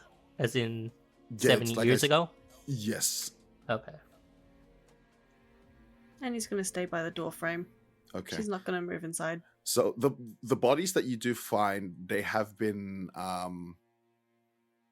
almost mummified, and in a way, some of them are in position with their mouths open. Some of them have their chest cavity split open as well. There's about three bodies that you see. Goodness. Mouse boy, where are the controls? You see Gimbal, he's already made his way towards the console, and he's trying to sort of rip through the, in his marshmallowy state, trying to rip through the webbings on the console. Sorcerer's Burst Fire. He falls over as the flame hits, and he's fallen on his, on his backpack, and he now looks like one of those turtles on their backs. And he just, We did tell you not to run off without talking to us. Do you want to help him or should I? I'm not helping him. He doesn't want to listen. I can't. And he's trying to pull himself. And he's rocking himself now back and forth, trying to sort of get some sort of purchase on to get back up. Help, I've fallen and I can't get up. Rainer's just gonna stand over him and just say, do you want me to help, or are you gonna make this like a motivational thing where you can do it? I would like some help, please. He just kind of leaves his hand just slightly out of his range. So, He's trying to rock back and forth, trying to reach your hand. don't worry, you can do it, mate. Okay. And then he's gonna do it, yeah. Gorda has turned away and is just burning the rest of the webs. Just Okay. Sorcerer's Burst Fire. Rainer's just helping him up. As he reaches towards you to grab your hand, you feel something drop on top of you, and you it's going to go whatever this is. It has now like taken a swipe on you. I want everybody to give me an initiative roll, please. Okay. I knew it. And that's where we're going to have a word from our sponsor. Have you ever been in an accident and it ain't your fault? All them confusion and distraction of finding the right lawyer for you? Then I'm here to tell you from the offices of Harlick and Grime that we got the right ferry for you. Come down to our local offices down at Antilles proper and speak to one of our experts. You got questions? They got questions. You want answers? You got yourself some riddles. Double speak, triple speak, or just plain rhymes? Here at Heimlich and Grimes, we got you covered. No need of giving up your firstborn blood. Some creams and cookie and some good old-fashioned gold is all you need.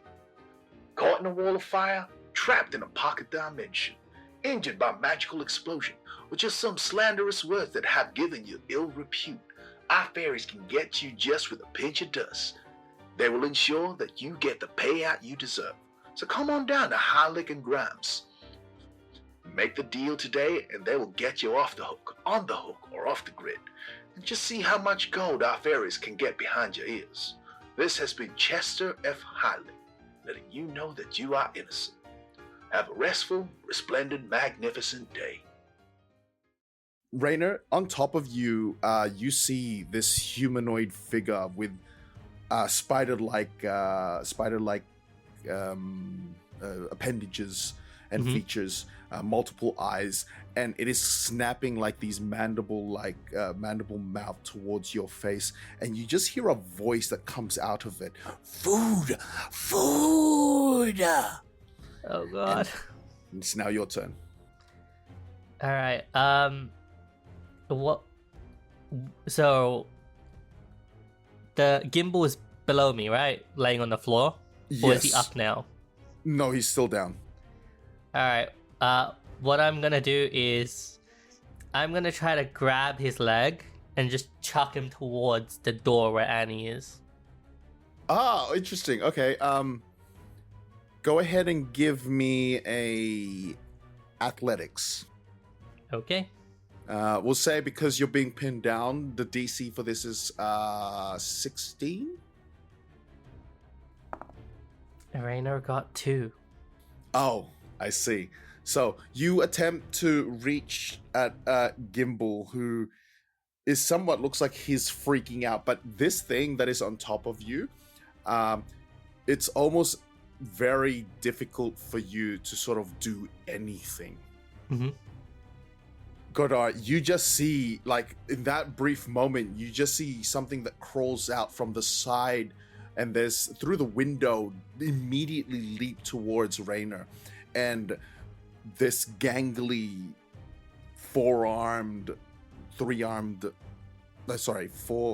six-armed, I don't remember how many leg spiders are. Lots of arms.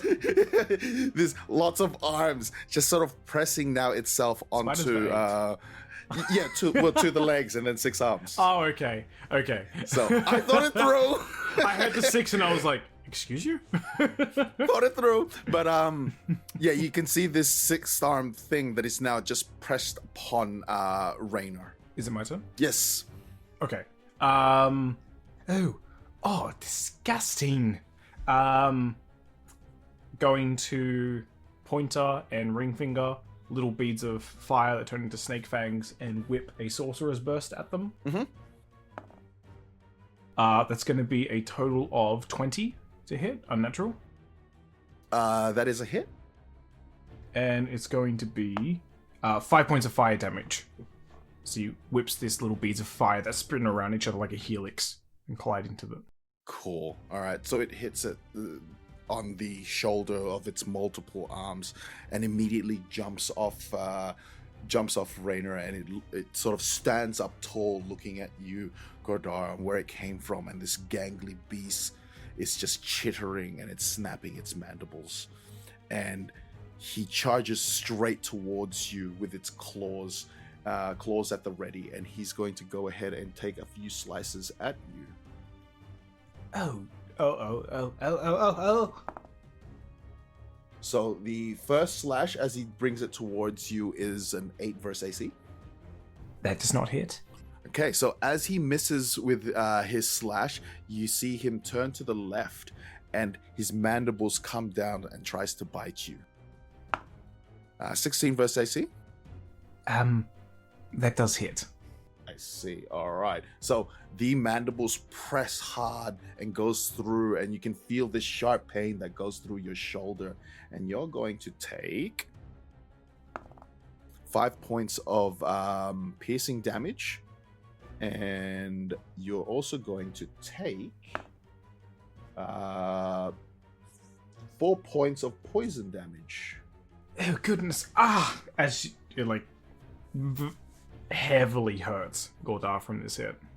All right, Annie, you've just witnessed this. As you're standing there by the doorway, you see Gimbal fall over, and then Raynor goes to assist him, and this thing just now pounced down on him and has made its way towards Godar. It is now has a mandible on Godar's shoulder. What do you do? Oh, shit. And Annie's going to reach for her rifle that's strapped to her back. She's going to point and aim it at this disgusting mother spider. Mm-hmm. Okay, let's roll to attack. Does a 21 hit? Most definitely hits. Why don't you go ahead and give me a damage roll there? Oh, good. The damage is 5. Thank you. Okay, so as you take your shot towards this creature, you fire it away, and you see it hit this thing. And as you pull away, as you raise your rifle once more, you see another one coming through the window, and it's aiming, and it's looking straight at you. Just looking at its things here, and it seems interesting on one of these things it can do. So, Oh boy. let's see here. I want you to go ahead and give me a dexterity saving throw, please. Why? Dang 'Cause I it. said Okay. so. Alright.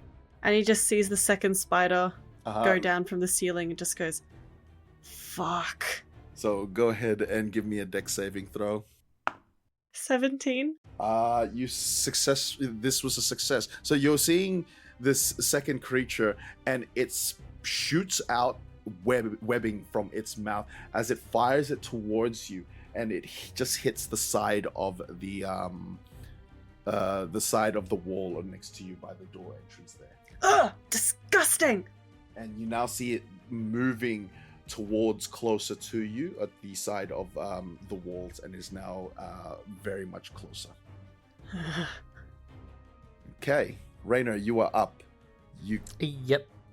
So he's gonna be kind of like holding his injury. He's kind of just looking around, and he's gonna be like, he notices now there's 2 of them. Yes, there is 2 of them now. So he's gonna use aid on all 3. So on Annie, on Gimbal, and on Gordar. Perfect. Tell me what that does again. So it chooses 3 creatures within range. Each target's hit points maximum, and their current hit points increase by 5 for the duration. So everyone gets 5 hit points. And is that an action or a bonus action? It is an action. Okay. Is there anything else you'd like to do? Yes, I would also like to use Healing Word on Gordar. Perfect. Go ahead and do that. Aww. 8. Damn. All right. Go ahead and recover 8 HP, Godar. And with this creature that had taken a chunk, well, didn't take a chunk, but had bitten you on the shoulder with its mandibles, has taken a step back, and then you feel this surge of power within you, almost as if now your wounds are just, it closed up, it sealed up, and it seems to be fine. But this thing is looking at you and is staring. Food! Food! Oh, don't worry, I don't taste that nice. But you might taste better. Ugh.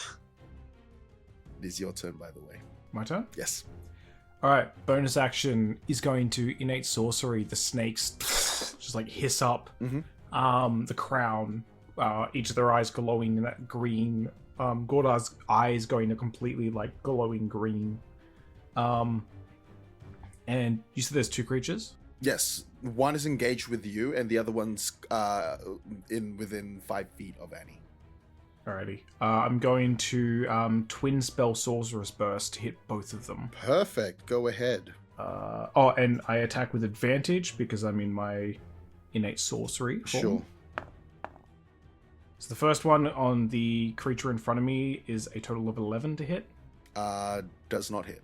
And then for the other creature is a 12 to hit. Unfortunately, does not hit. 2 sets of advantages, top of a 12. That is all Gordar can do at this point. Okay, so as you fire, even with this surge of this almost feeling of second wind, both your shots miss, and this creature that's in front of you now lunges towards you once more, and he's going to go for another swing. And it is with this swing, it is a total of 24. Does that hit? 24. No, 23. I 23. think that... I want to use cutting words Uh-huh. to distract it. Okay. Describe to me what you do. This should be interesting. I kind of just like I'm holding my wound in like, and I'm like just kind of peeking out of this like over the console, and just kind of going, "You kind of look fat." Okay. Give me what cutting word does. So Tell it to me. It uses your wit to supernaturally distract, confuse, or otherwise sap the confidence of others. So when a creature within 60 feet of yourself makes a damage roll or succeeds on an ability check or attack roll, you can take a reaction to expend one of your bardic inspirations and roll my bardic inspiration die, subtracting the number. Okay, go ahead and roll that that die for me, please. So the total is 23, not 24. Okay, I just realized as I did it that it's not going to help that much. Puts it down to 20. 3. Yeah. Okay, so it's a total of 20. Does the 20 hit? Slightly. It slightly beats an 11 AC. Okay.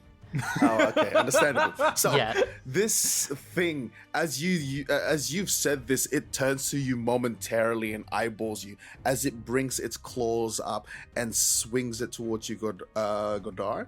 And you're going to go ahead and take 7 points of damage. Could I use a 3 on that and not on the attack? Sure. So make that 4 points of damage. And now you see as he's taking this slash towards you, Gordar, it's bringing its mandibles back down towards the same shoulder it had originally bit into, and he's going to try and bite you once more. Oh, be original. There's a 8 hit. An 8 does not hit.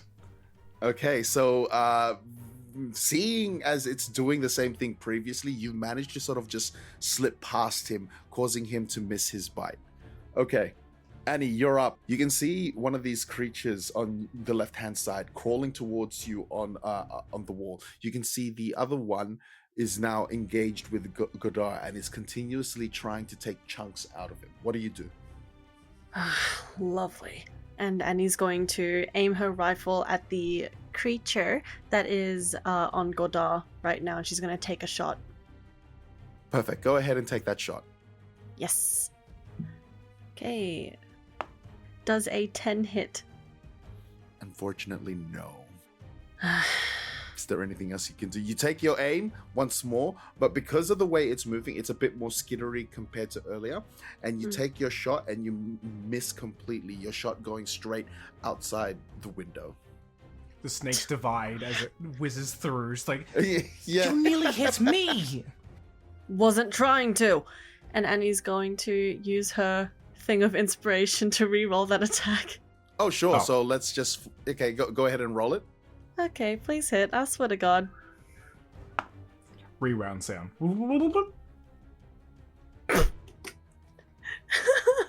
Does an 11 hit? Unfortunately, no. So you take this second shot and completely whiff it. The snakes again dodging all your bullets. It's technically Okay, the same shot. It's not 2 shots. She doesn't have extra attack yet. I know, but because I've flavored it in a way where she's taking a second shot. Yeah. Ugh. She's like, a grunt of frustration just emanates from herself. Let's see. I'm just gonna see if this takes an action or not. It is a magic action. Okay. No, that's it. And he's just going to stay within the door frame. She is not wanting to enter this room. As you're doing that, you see that one on the left-hand side of you that's crawling up against the wall has now leaped towards you and is now bringing a claw down towards you to take a swipe. Great. Does 18 hit?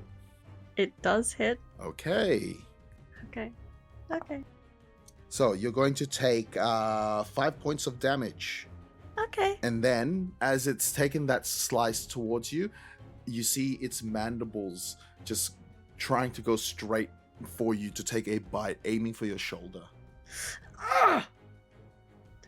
Hate you! There's a 17 hit? 17 hits. Okay, interesting.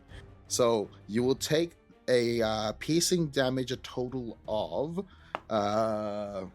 that's nasty. About 8 piercing damage. And then with that, you're also going to take some poison damage. Excuse-moi? End of any. Of 3. You know you don't need to do this, Larry. You don't need to do this. And since I don't need to do this, the creatures just shrivel up and die, and you guys can walk away. And we all get milkshakes. Yay! We did it. Gimbal is We no did longer it. wearing his suit. He has milkshakes at the ready, and he's beginning to hand it out to you one by one. Yay! Thank you very As we're all much. laying on the ground in a coma, this is our fever dream. Well, As we're all in the getting wrapped sack up by the thing, spiders. yeah. Rainer, you are up. Alright. Rainer is going to use Tasha's Hideous Laughter on the one that is attacking Godar. Okay. So go ahead and just tell me what that does, so I know so I know what I need to do from my end. Yeah. So one creature of my choice that I can see has to make a wisdom saving throw. On a failed save, it has prone and incapacitated conditions for that duration. Whereas uncontrollably, it laughs uncontrollably because it's laughing, obviously. Okay. So, And it can't end the prone condition on itself. all right. So what is the DC? 13. 13. Okay, he got a 10. So you see 10.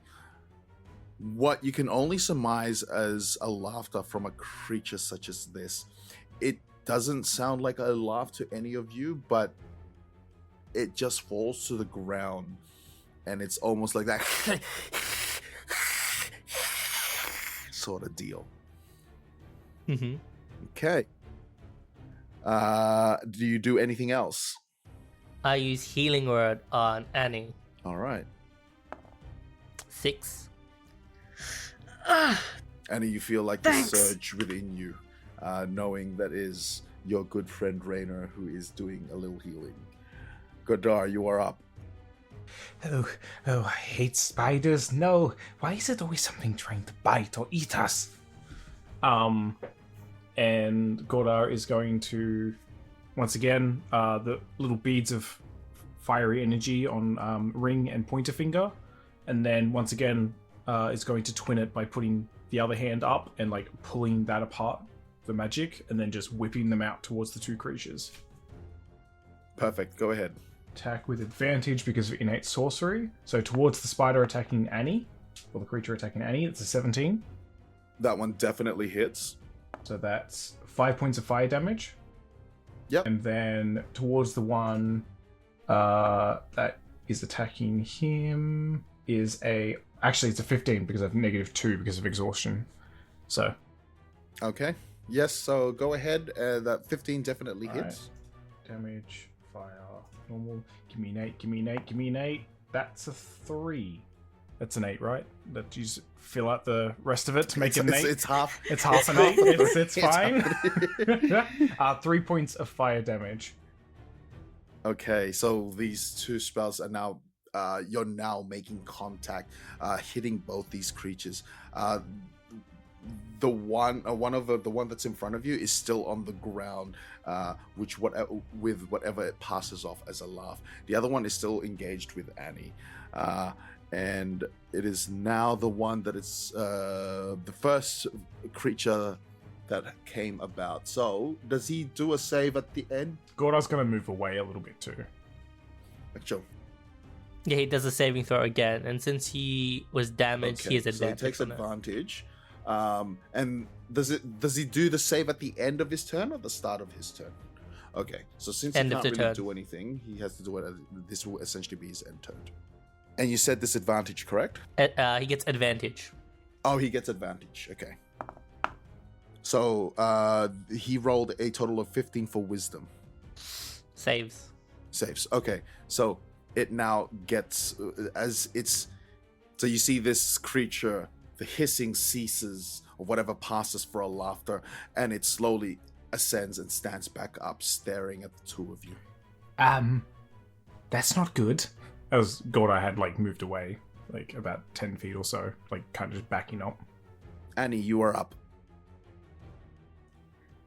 The creature's still biting onto Annie, isn't it?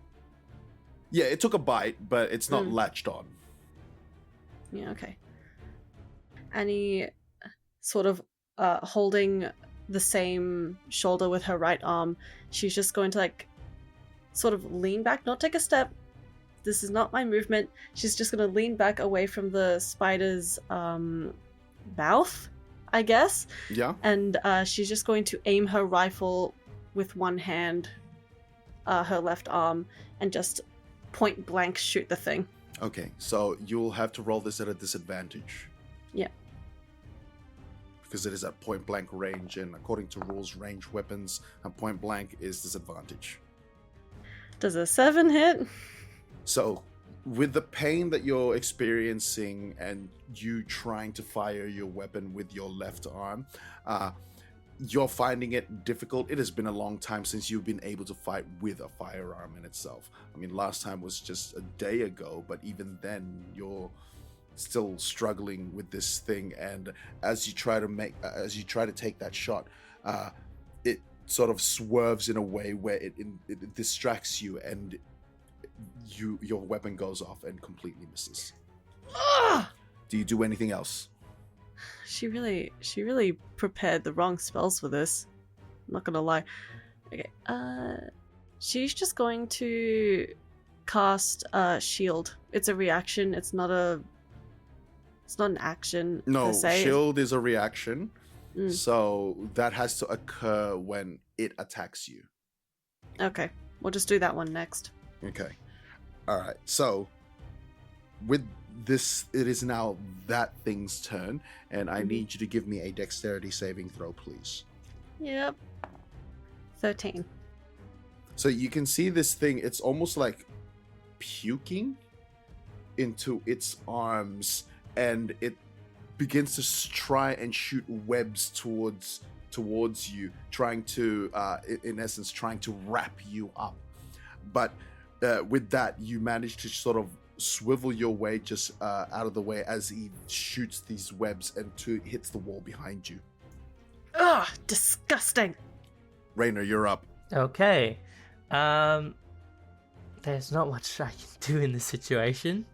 He's going to look at the one attacking Annie, and he's going to use Vicious Mockery. Sure. So he's just going to be like, you have terrible taste in food.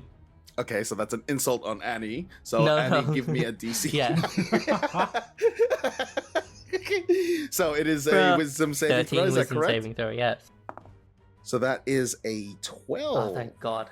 So go ahead and do what needs to be done. D6. Yes! 6. Total of 6. Perfect. Now, is there anything else that you want to do? I want to use Bardic Inspiration on Gordar. Perfect. Godar, you've got Bardic Inspiration. And it is also now... is there anything else? Nope, that's it. All right, it is now your turn, Godar. All right. So, let me just double check on what the Bardic Inspiration can do. Okay, cool. So I can use it on attack rolls. That's nice. Yep. Godar is... Now you're seeing him, while not physically tired, arcanically tired, as he is very low on sorcerer points. I'm going to Sorcerer's Burst, fire, once again. The one that is that was attacking me. So I have advantage. That's going to be a total of 19. All right, that definitely hits. Right. And this is you're firing it towards the one that was engaged with you, correct? Yep. All right, go ahead and give Give me me the Nate, damage. give me Nate.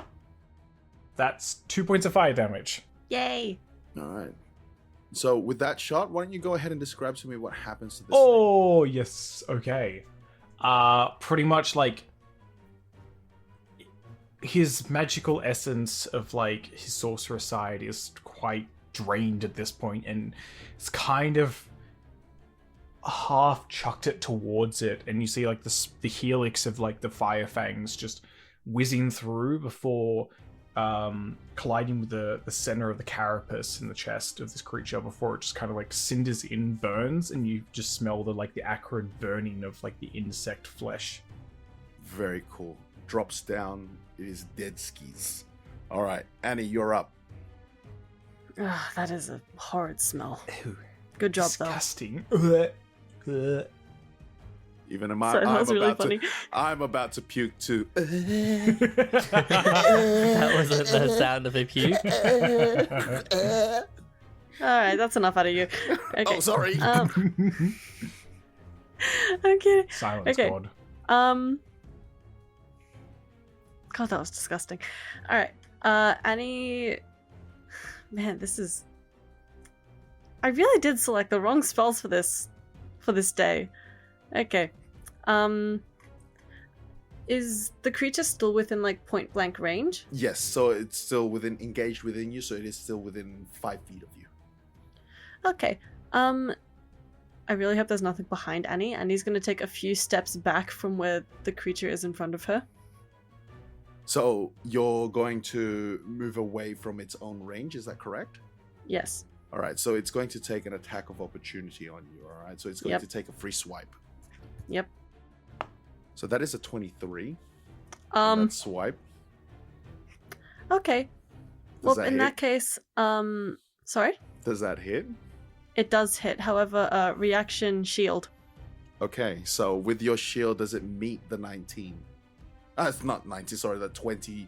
Does it give you enough protection? I don't want you to use this because it did roll a 23 because it will just shatter your shield.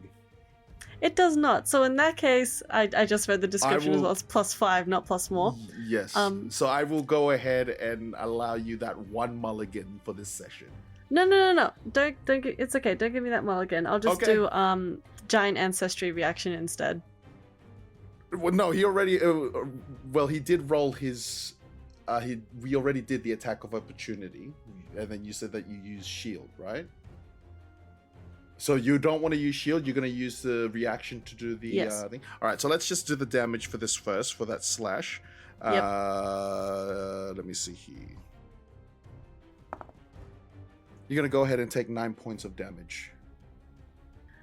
Okay. Okay, and go ahead. Yep. I'm going to use cutting words on Sure. that. And he's just going to be like, "Oi!" That's literally all he's going to say. And Oi. Oi! So you can take 4. So take 4 away from the damage. Yes. So it'll be a total of 5 instead. Okay, and that was initially 9 damage, was it? Yes, that's correct. Okay. Cool. Oh my god! And you said With you that- wanted to use your reaction Yes. for... It is the giant ancestry. When you take damage from a creature within 60 feet of you, you can take a reaction to deal 1d8 thunder damage to that creature. All right, go ahead and roll that for me. They don't need to roll anything. They just take that damage. Is that correct? They just take that damage. Sure. Go ahead and roll that damage for me, please. That is 8 damage. Okay. Why don't you go describe me on what happens with your ancestral feat? So with this ancestral feat, Annie is still clutching her shoulder.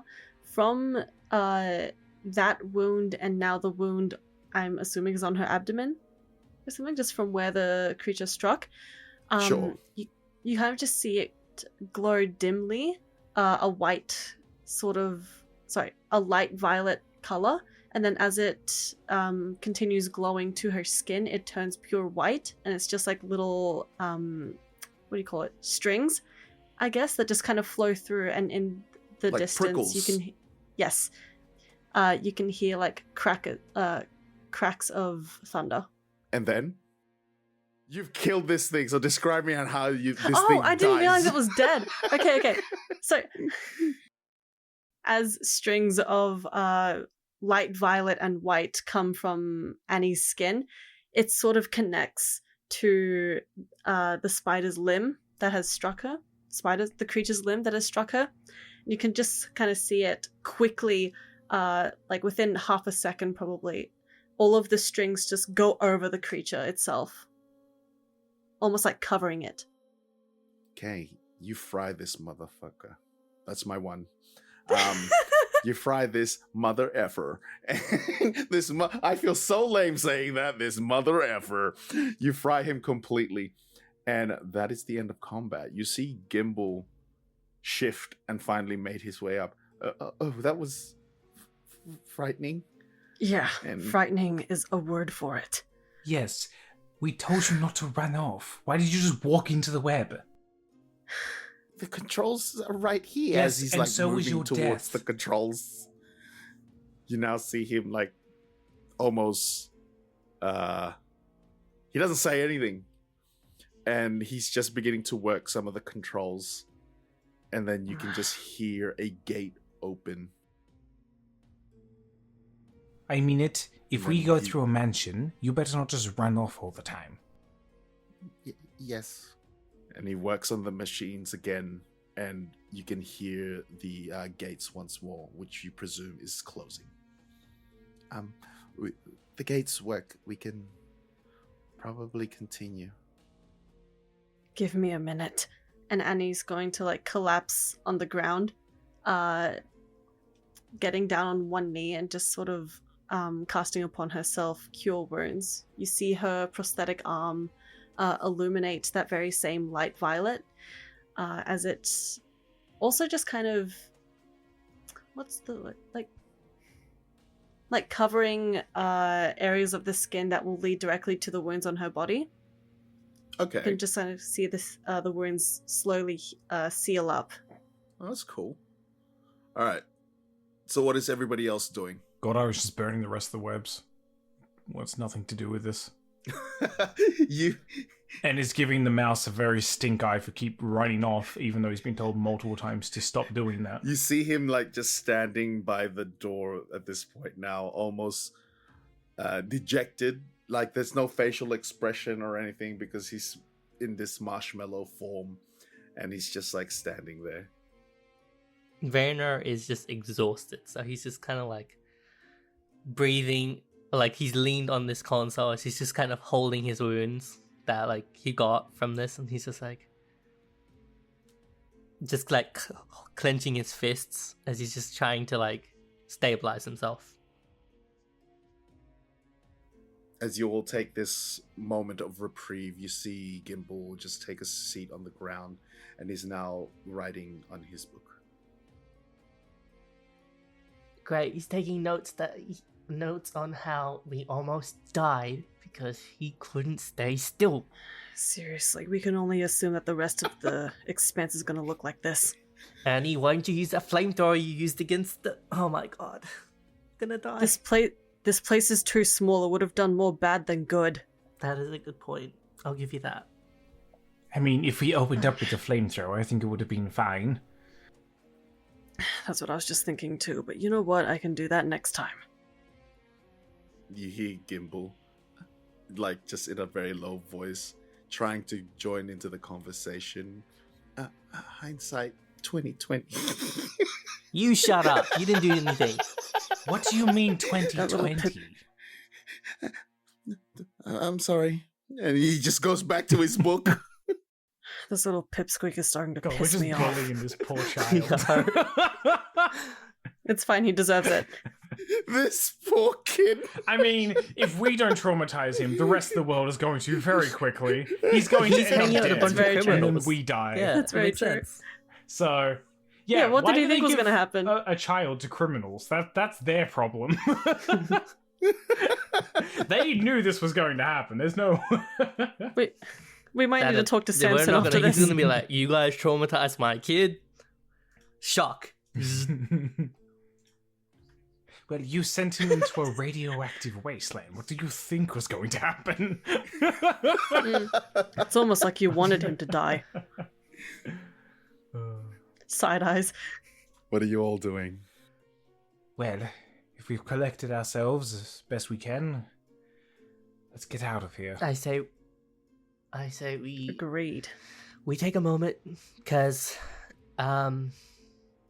look, we don't have enough information, and quite honestly, we nearly died there. Just let's think about this, yeah? What do you know? Actually, you might. What You do might we be know more about this right, area? Rainer. Gimbal. You said these people are from 70 years ago, right? Surely you could see something from that. Well, the last expedition was 70 So were years there ago. any notes? Yes, their notes. The notes that they had was due to a high raw magical. Hold on, let me think of the right word here. It is raw. With they described it as the air itself was permeated with pure magic, very raw, and it's something that has never been seen before to this extent. Using magic, I understand it is controlled, contained, and they described it as something untamed and wild, and it had almost assaulted them in a way that they never even noticed. And Do you have a tool that can like measure the amount of magic in the air right now? I don't think one that exists. If there is, I don't know about it.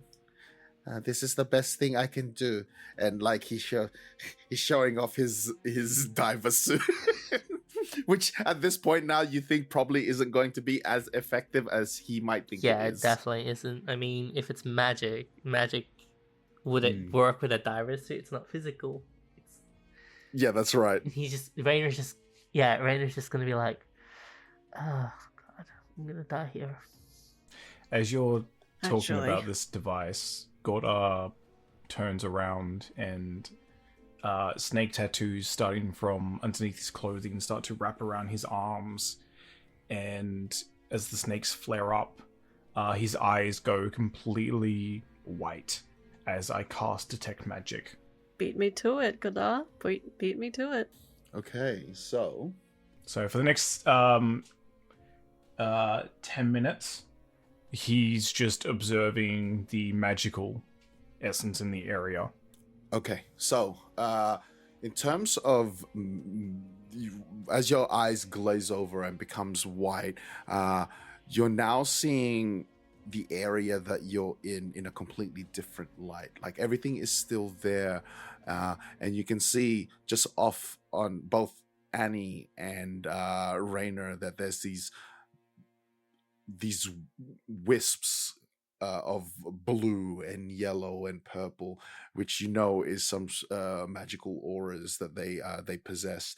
And in the air itself, there's a faint traces of this particular raw magic, but it is not thick. It doesn't seem to engulf any of you or this area in itself, but it's there and it's very light.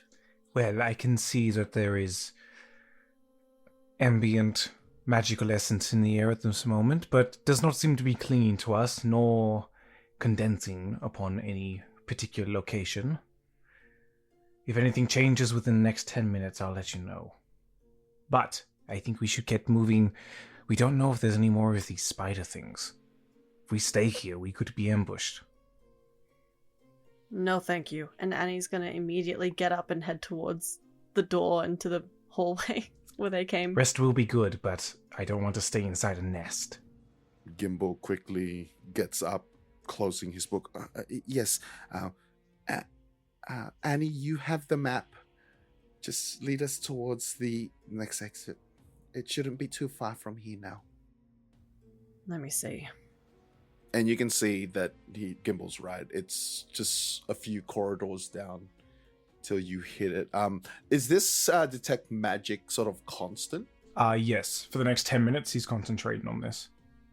Okay, so the closer that you guys get to this, the exit door, you notice that the raw magic in the air is thickening. It's almost has this appearance of like fog-like just above you, and it begins to sort of descend, and it's almost, the closer you get to the door, it's even thicker so. It does seem to be condensing near this door. So once we open this door, everything will just come in, basically. That, or we will be definitely experiencing the expanse from now on. Great. Rainer, what are your thoughts? Well, I think we're bound. There's nothing we can do. We have to Alright. keep moving forward. Gimbal over here. Yeah, I think he wants to do it. Yes. As he's like put his bag down and he's pulling out that ring of keys once more. Would you like to open the door, Annie? Sure, why not? He hands you the keys. She's going to take the keys and click, turns the key, and hopefully the door opens. The door opens and immediately you are all assaulted with these webbings. No. Don't do that, man. No! It just got as you- done. Not again! As you open this door, you are assaulted, but by bright light. Your eyes adjust to the lighting outside, since it had been somewhat, even though it's well lit, it's still somewhat dark. And as your eyes adjust, you can see just beyond. You can see the road, the paved road onto towards your left there, and you can see the ground, and it is. Everything seems to be muted in terms of color. It's very close to a grayscale sort of sensation. I mean, there are colors that you can see, but it's drowned out by everything else of white, blacks, and grays. Pleasantville, gotcha. Like what? Sorry, Pleasantville. I'm just gonna put my thumbs up because I don't know what that is. Yes, this is Very quite good. pleasant. I wouldn't. Are we in charge of naming the new areas? If we are, you get full authority. Well, I am Yeah, I most think you definitely do. not choosing Pleasantfield for our first place that we name. Yeah, I can agree with that. Okay. Okay, and he's going to turn around. Is everyone already out of the door? Well, I assume that you still haven't walked through that threshold. Okay. All right, and he's going to walk through. Okay. God, I will wait 10 Gimbal seconds is going to to- see if she just dies and chokes over, and then goes, What are you waiting for? well, you two, very horribly die. Classy. Well, yes, Gimbal's just right behind you, just waddling. it's good to have a canary, is it not? And And he Gimbal, just as rolls you- her eyes. As you say that canary comment, you see Gimbal turn around to face the both of you that's still inside. Where are the canaries? I know that, but it's good if a canary has a canary. Oh god. Isn't that a little redundant? Push. Go on. No, he's already outside. He's already outside okay. with Annie. Well, not really, because if I don't need to go there and die, because you've died, then I can go back and tell them that no, it's not good. So, is it not redundant? But if he dies, we die. So you don't need to actually do anything like that. You let Annie do it. Gimbal is like Why checking me? himself. Because you volunteered. We already went through this, Annie.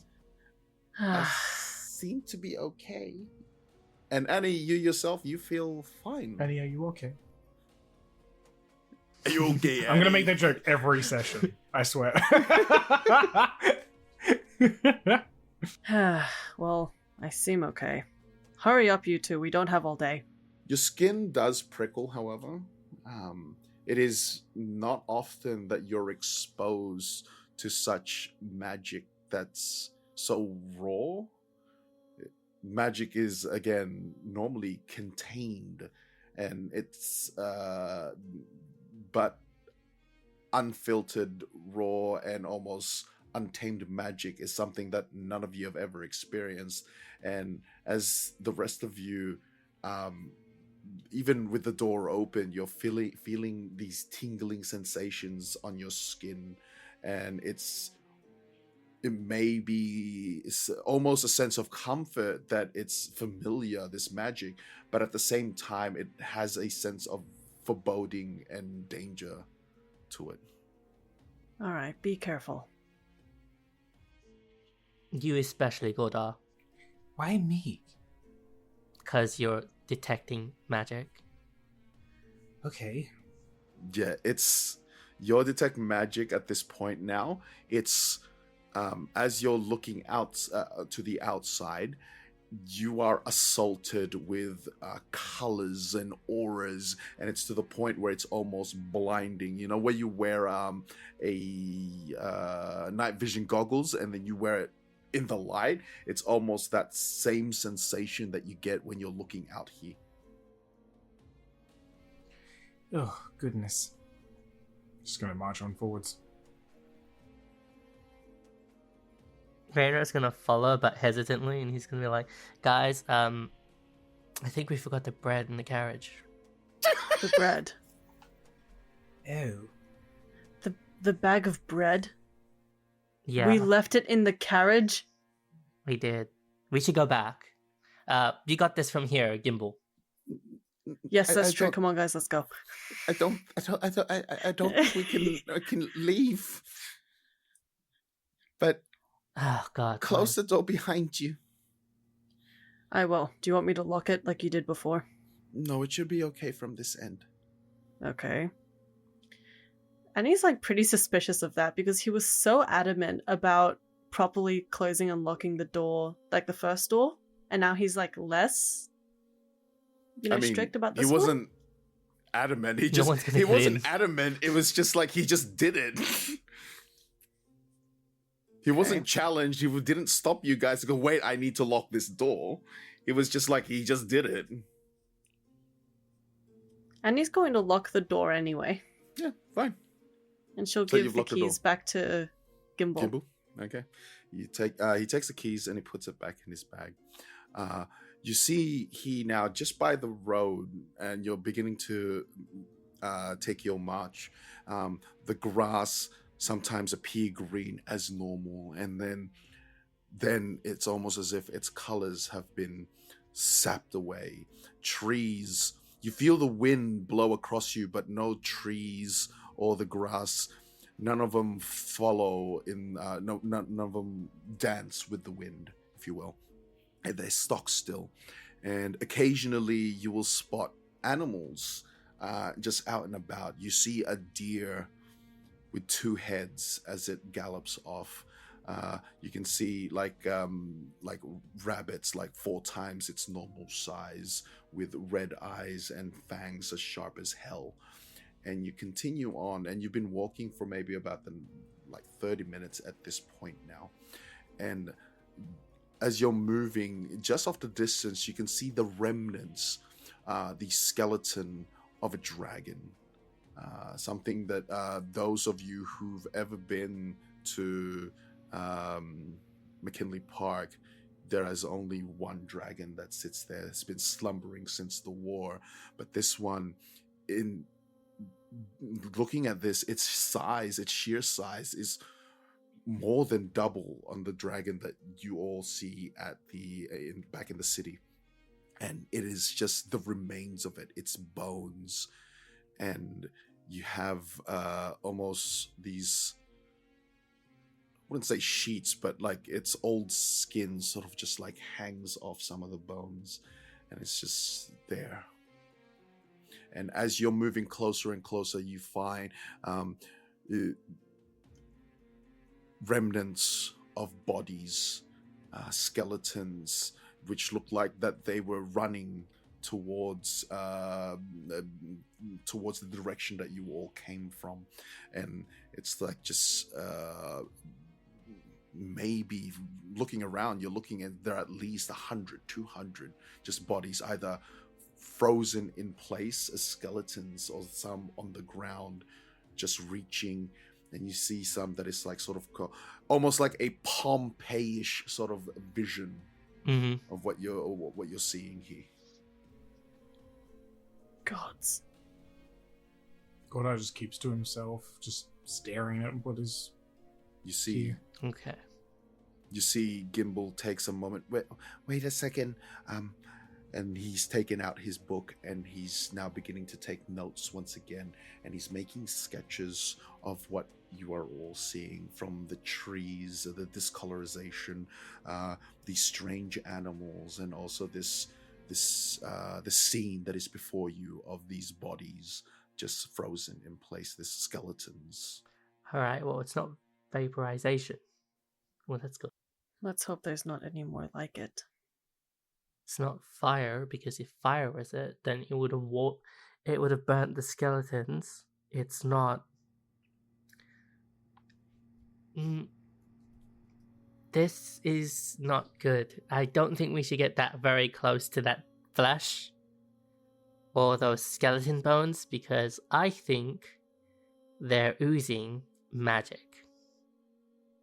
Along this road now, as you're walking, you do see old carriages and skeletal horses that once drew them. You see other carriages where had been upturned, and the horse on its side also skeleton. And you just sort of move your way past through all these remnants of what was. Does it look like in the circular motion, like an epicenter and then like circular out? Or is it targeted? No, it's almost like a triangle, like almost where the point is, the top point is from where you came from. So it is spread out through the road, past beyond the road, and it's all converging within this road itself. Okay.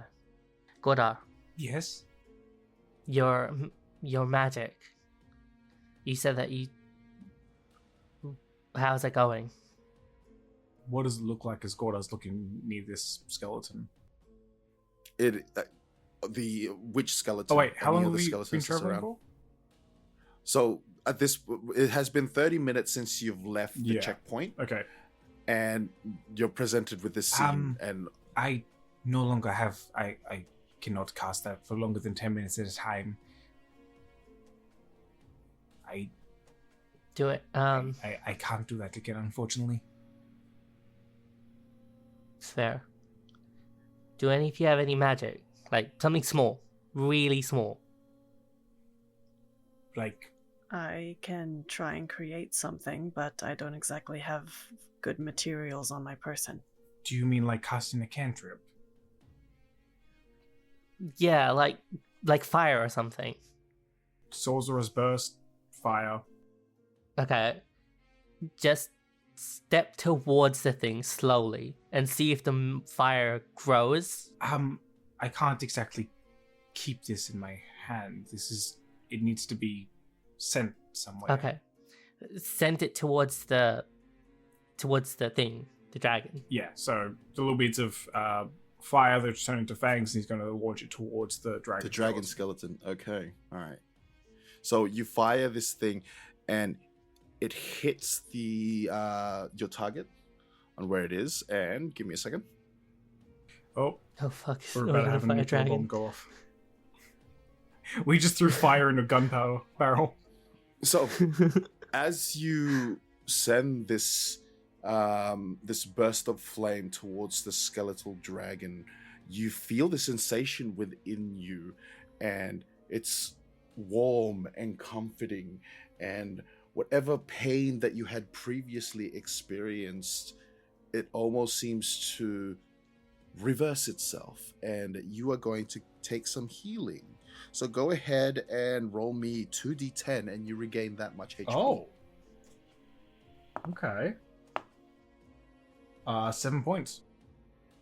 So go ahead and recover 7 How HP. long does aid last? But sorry, Raina, how long does aid last?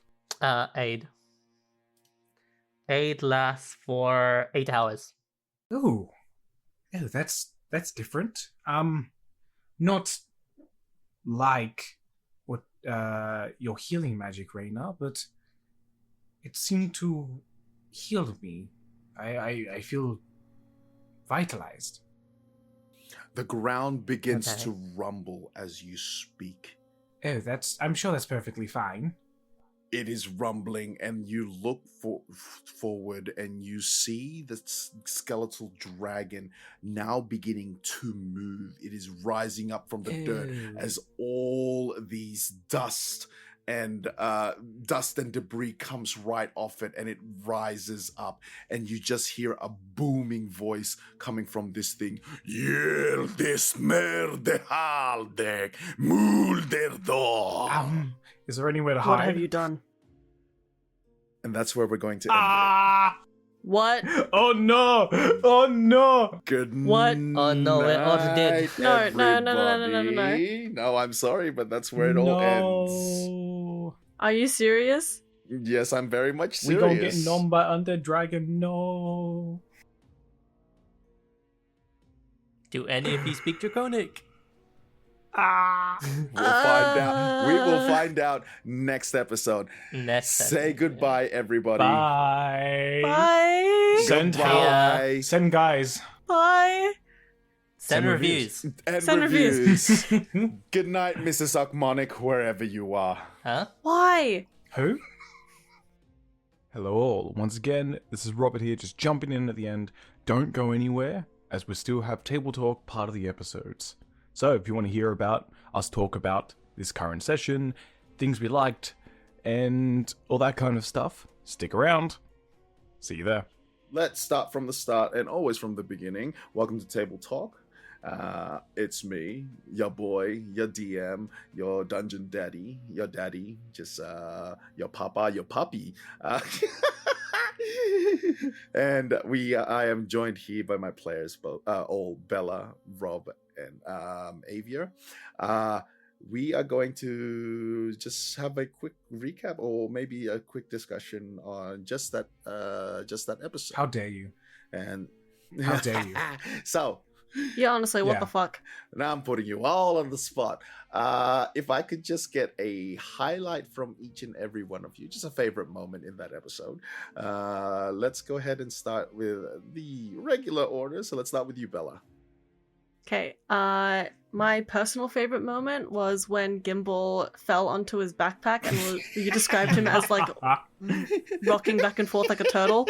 That was my personal favorite because Gimbal is so cute to me.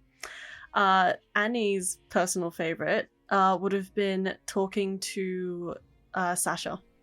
Oh, okay. Just that whole interaction. She has not spoken to anyone like that in ages. Hmm. And I can also feel just yeah, and also just like getting some kind of idea as to what to do about like not only her arm but also for future projects. Just she's finally feeling like really reinvigorated in terms of ideas and creativity. And Yeah, trying to it get was back into the almost field. like they were talking shop, Mm. which I really liked. Okay, Rob, highlight for you. I like just exploring the world. Like I like us slowly moving towards more and more of the expanse. and I'm excited to like that. We've started to actually be there and starting to see like the storytelling of just the world. Like I'm excited for that, and I'm enjoying that. Cool. For Avia. me, my favorite moment was us bullying Gimbal, because he kept going ahead, and everyone was like, "Yeah, we felt bad Poor for him." Gimbal. I think Rainer's favorite moment probably would have been.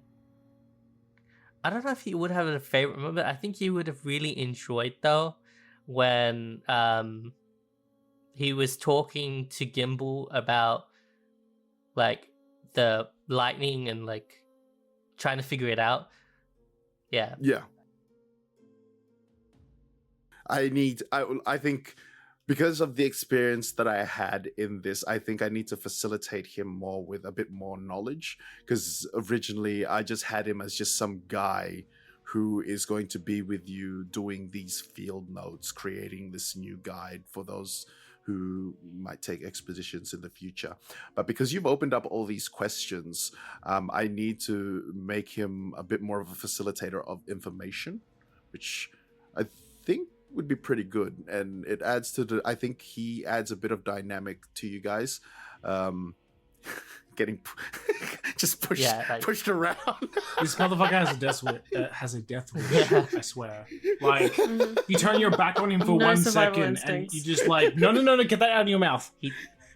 Like, it's just like having like ADHD toddler. Like, this dude's just sprinting off towards anything and touching everything. Just like, stop. What are you doing? I mean, he does.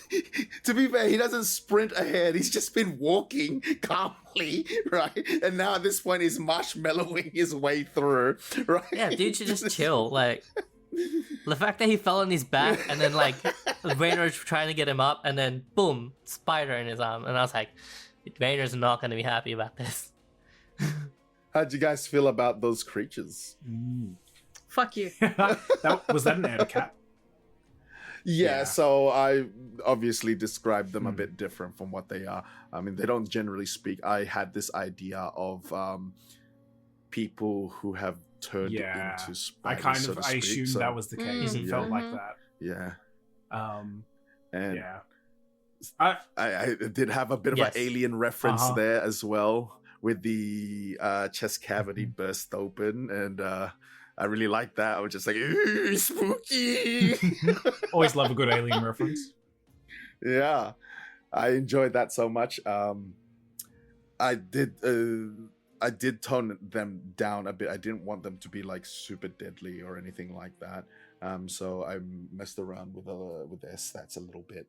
But other than that, they were okay. And I do like this imagery on where you guys are at, of just like this moment frozen in time, on moment in time of just people like escaping whatever it was, and then you just have this dragon skeleton rise. Awoken dragon skeleton. Fuck you. Yeah, it was just, I did not think that you were gonna fire at the skeleton. And I did not think you were gonna do that, because he was actually going to wake when you guys were just relatively close, he woke, right? And he feels, but it's just boom, and it's just like the reasoning I had for that was that you could track the fire, and if the fire went bigger, then you would be able to tell that there's more mana, and then all of that. And then I was thinking, as we kind of progressed, the tumors, the like things, I was like, you know what? It could be radiation, and that would. Yeah. So think of earlier on from when the initial sort of cataclysm, the raw magic that I described, it is just radiation adjacent, right? And if you recall, like, you know, when that I think, let's call it an incident, that the elephant foot, I think it's called, right, on her, that, and on how much radiation it had been exposed there, and it just created like this elephant foot thing.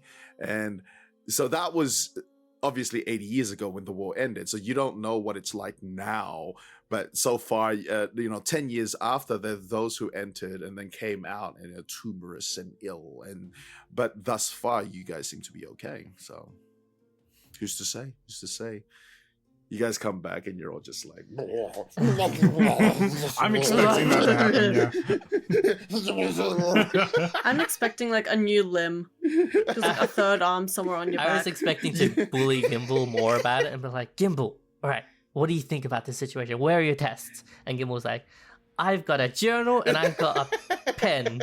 I will draw. And I was like, what? Yeah, essentially, that's what he's Were been you doing. not here to see if this place is safe? So a lot of Yeah. his notes there are fairly detailed. So he would like say, for example, the tree, right? Like he wouldn't recognize what tree that is. And then he would list, okay, but this is how this is different from me. Same with the deer that I mentioned and also the rabbit. Like he goes, oh, but this rabbit for some fucking reason is 4 times the size. I mean, obviously he wouldn't write it like that, but on his gimbly sort of intelligent way. But yes, like that. I enjoyed that session a lot. It was very good.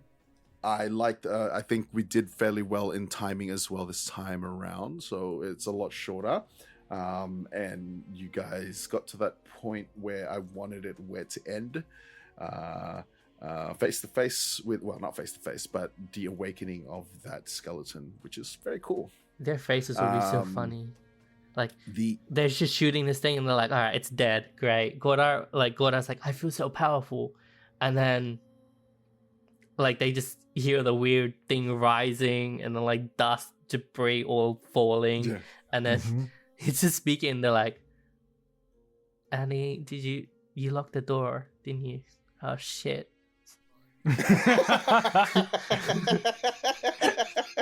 No way out. Gimbal trips over. He drops his bag, and then as you all repeat, I lost my bag. I lost my bag. I see that not going well. Fuck. It's gonna be fun. But yes, I think as well in the future, if like in these sort of talks, I mean, there's opportunities and opportunities for you or others who want to know, like for questions, in terms of the setting or even like characters or whatever. This is sort of like the perfect place to sort of answer them as well. Yes. So anyone listening, if you want to put it in the reviews even, or send us a message at this point, just wherever, do so. Ask us questions, and we may answer them in Table Talk. Yes. Yay, of which you can go over to our Patreon page and pay $15 a week. Patreon. If only we had a Patreon page. Just sell your souls to us. That's fine. We will be your wall of patrons. Well. I promise nothing. I will be the patron. Necromancy. So, in saying that, I would like to open up the floor to the three of you, and the three of you may ask a single question that I could answer as a DM. So think on it for a second, because I know I just sprung it on you guys just It's difficult because I don't want to spoilers for story and that kind of stuff. So if it is a spoilery sort of question, then I'm gonna be like, oh, that's kind of like spoilery, but almost maybe like a question generally about the setting or about what you have already experienced. Okay. I made a joke about like Titans because Attack on Titan Wall and all that kind of stuff, but Titans in D&D are just ridiculously large creatures like Tarask, and there are various other Titans. Are there Titans in this world? Or have there been? That's not something that I've considered. Right? So if there are going to be Titans, I think that I would need to tie it in terms of, well, is this going to be part of the story? Is this going to tie in somehow, or if even a reference to them there's a reference to them need to be made. If that's the case, then that's something that I would then sort of shed more light into and something to consider. And but I don't know how tall are Titans supposed to be in like D&D verse. I mean, really, they can be whatever. They are the highest, like the largest size in D&D, which is gargantuan, and then it can be like that, or like there's no like upper limit. It's up to you where Right. you decide. So Interesting. Because the height of the wall, I based it off the tallest man-made structure, which is, I don't know where it is. Where is it? I'm looking at it here now. It's in Dubai, and it's the Burj Oh, yeah. Khalifa. I think it is. Yeah. So it is 2,716 feet tall and 6 inches, right? So that's so think of that, and that's the height of this wall, and it's this solid, almost stone concrete like thing. And the fact that the city of Antili was able to create this wall in such a short period of time to also like speaks of its not only its resources but its power of and influence on the world. So but yeah, huge ass fucking I had a question. wall. So, how different how different is the initial idea of your characters, like your NPCs, from what they turned out to be? So, a lot of the NPCs thus far that you've encountered, I always just have a general idea of who they are or what they're supposed to facilitate. Personality-wise, more than half the time they only come through play. For me, anyway. So, Samson, for example, all I knew about him was he's your handler. And in terms of Samson, his characterization, I knew that he would have had a particular attitude towards you guys where he kind of is lording over his position over you, showing that he's in charge. And I think that came through greatly, just trying to push that idea is like, you are beneath me. You can't do anything about it. And like, but if in reality, if you did not have if you weren't prisoners, I don't think he would have the same mindset. And I think I think that I've been playing that off quite well with Samson. It's just the way he speaks, of course. Oh, you're all beneath me now, aren't you? And Gimbal One Shoe is a guy, an NPC that I had in a different game a million years ago, but he was very underutilized then. And I just the reason why his name was Gimbal One Shoe was because he worked for a cobbler. Is that right? Cobbler? Someone who fixes shoes. Yeah. And he in that setting, mouse folk or rat folk were slaves. And much like the elves in Harry Potter, by giving them a gift, frees them, and his owner gave him a shoe, which then freed him, but he decided to stay because he liked making shoes. He enjoyed it, and that's why he always wore the shoe as well, hence giving him the name Gimbal One Shoe. But in this one, I made him a lot younger, and I wanted him to be a bit naive to the world around him, fresh out of university, and this is a big task that was placed upon him. He has general knowledge of botanical knowledge and wildlife, and I wanted him to be someone who is going to sort of make that comparison on what is already established and known, to see all these new and different things, or even things that have changed, and to be able to facilitate that. And I think as well, springing this kid on you guys is an interesting dynamic as well, because you're all, well, I say you all are criminals, one wrongfully accused. I am innocent. Yeah, just to see on how you would all treat him. And so far it is very, very interesting to see on how you guys are treating him. So for me, back to your original question, the characters, they're not much that different from how I've written them, because it's very basic on what I write, and who they become is shown in play.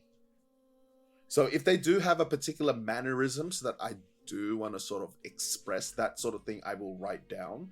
But other than that, it's just like general information about that NPC. This is what they do. This is the role that they're going to fill in this story, and then I just play it off on however I deem fit in the moment. But yeah.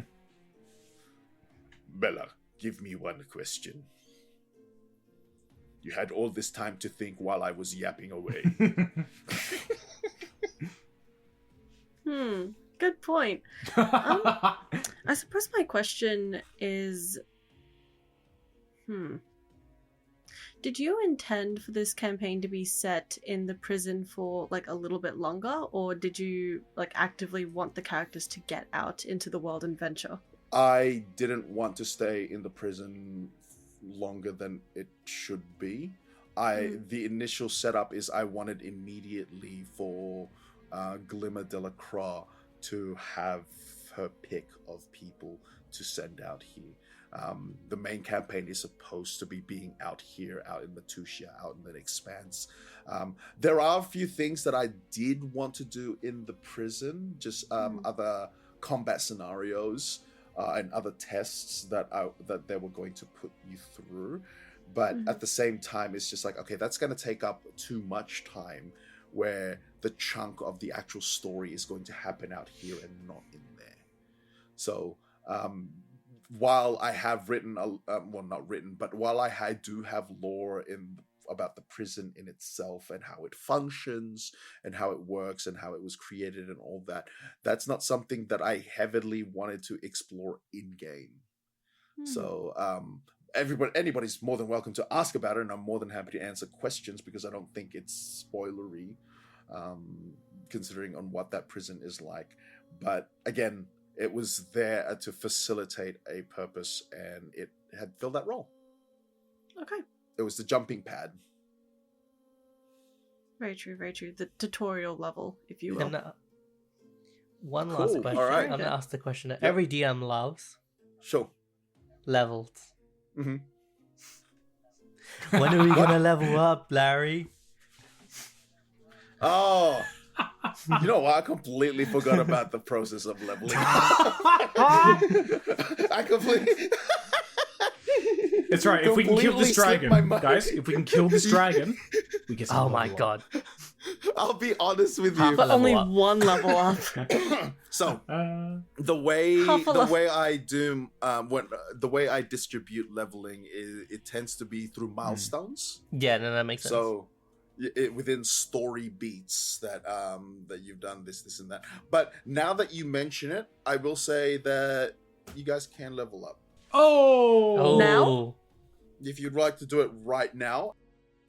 But yes, I think that's it for Table Talk, ladies and gentlemen, while these folks sit around and figure out their own level, their unprompted, unexpected level up. And we'll catch you all next time. Goodbye. Bye. See ya. Bye. Good night, Mrs. Akmonic, wherever you are. Again, why?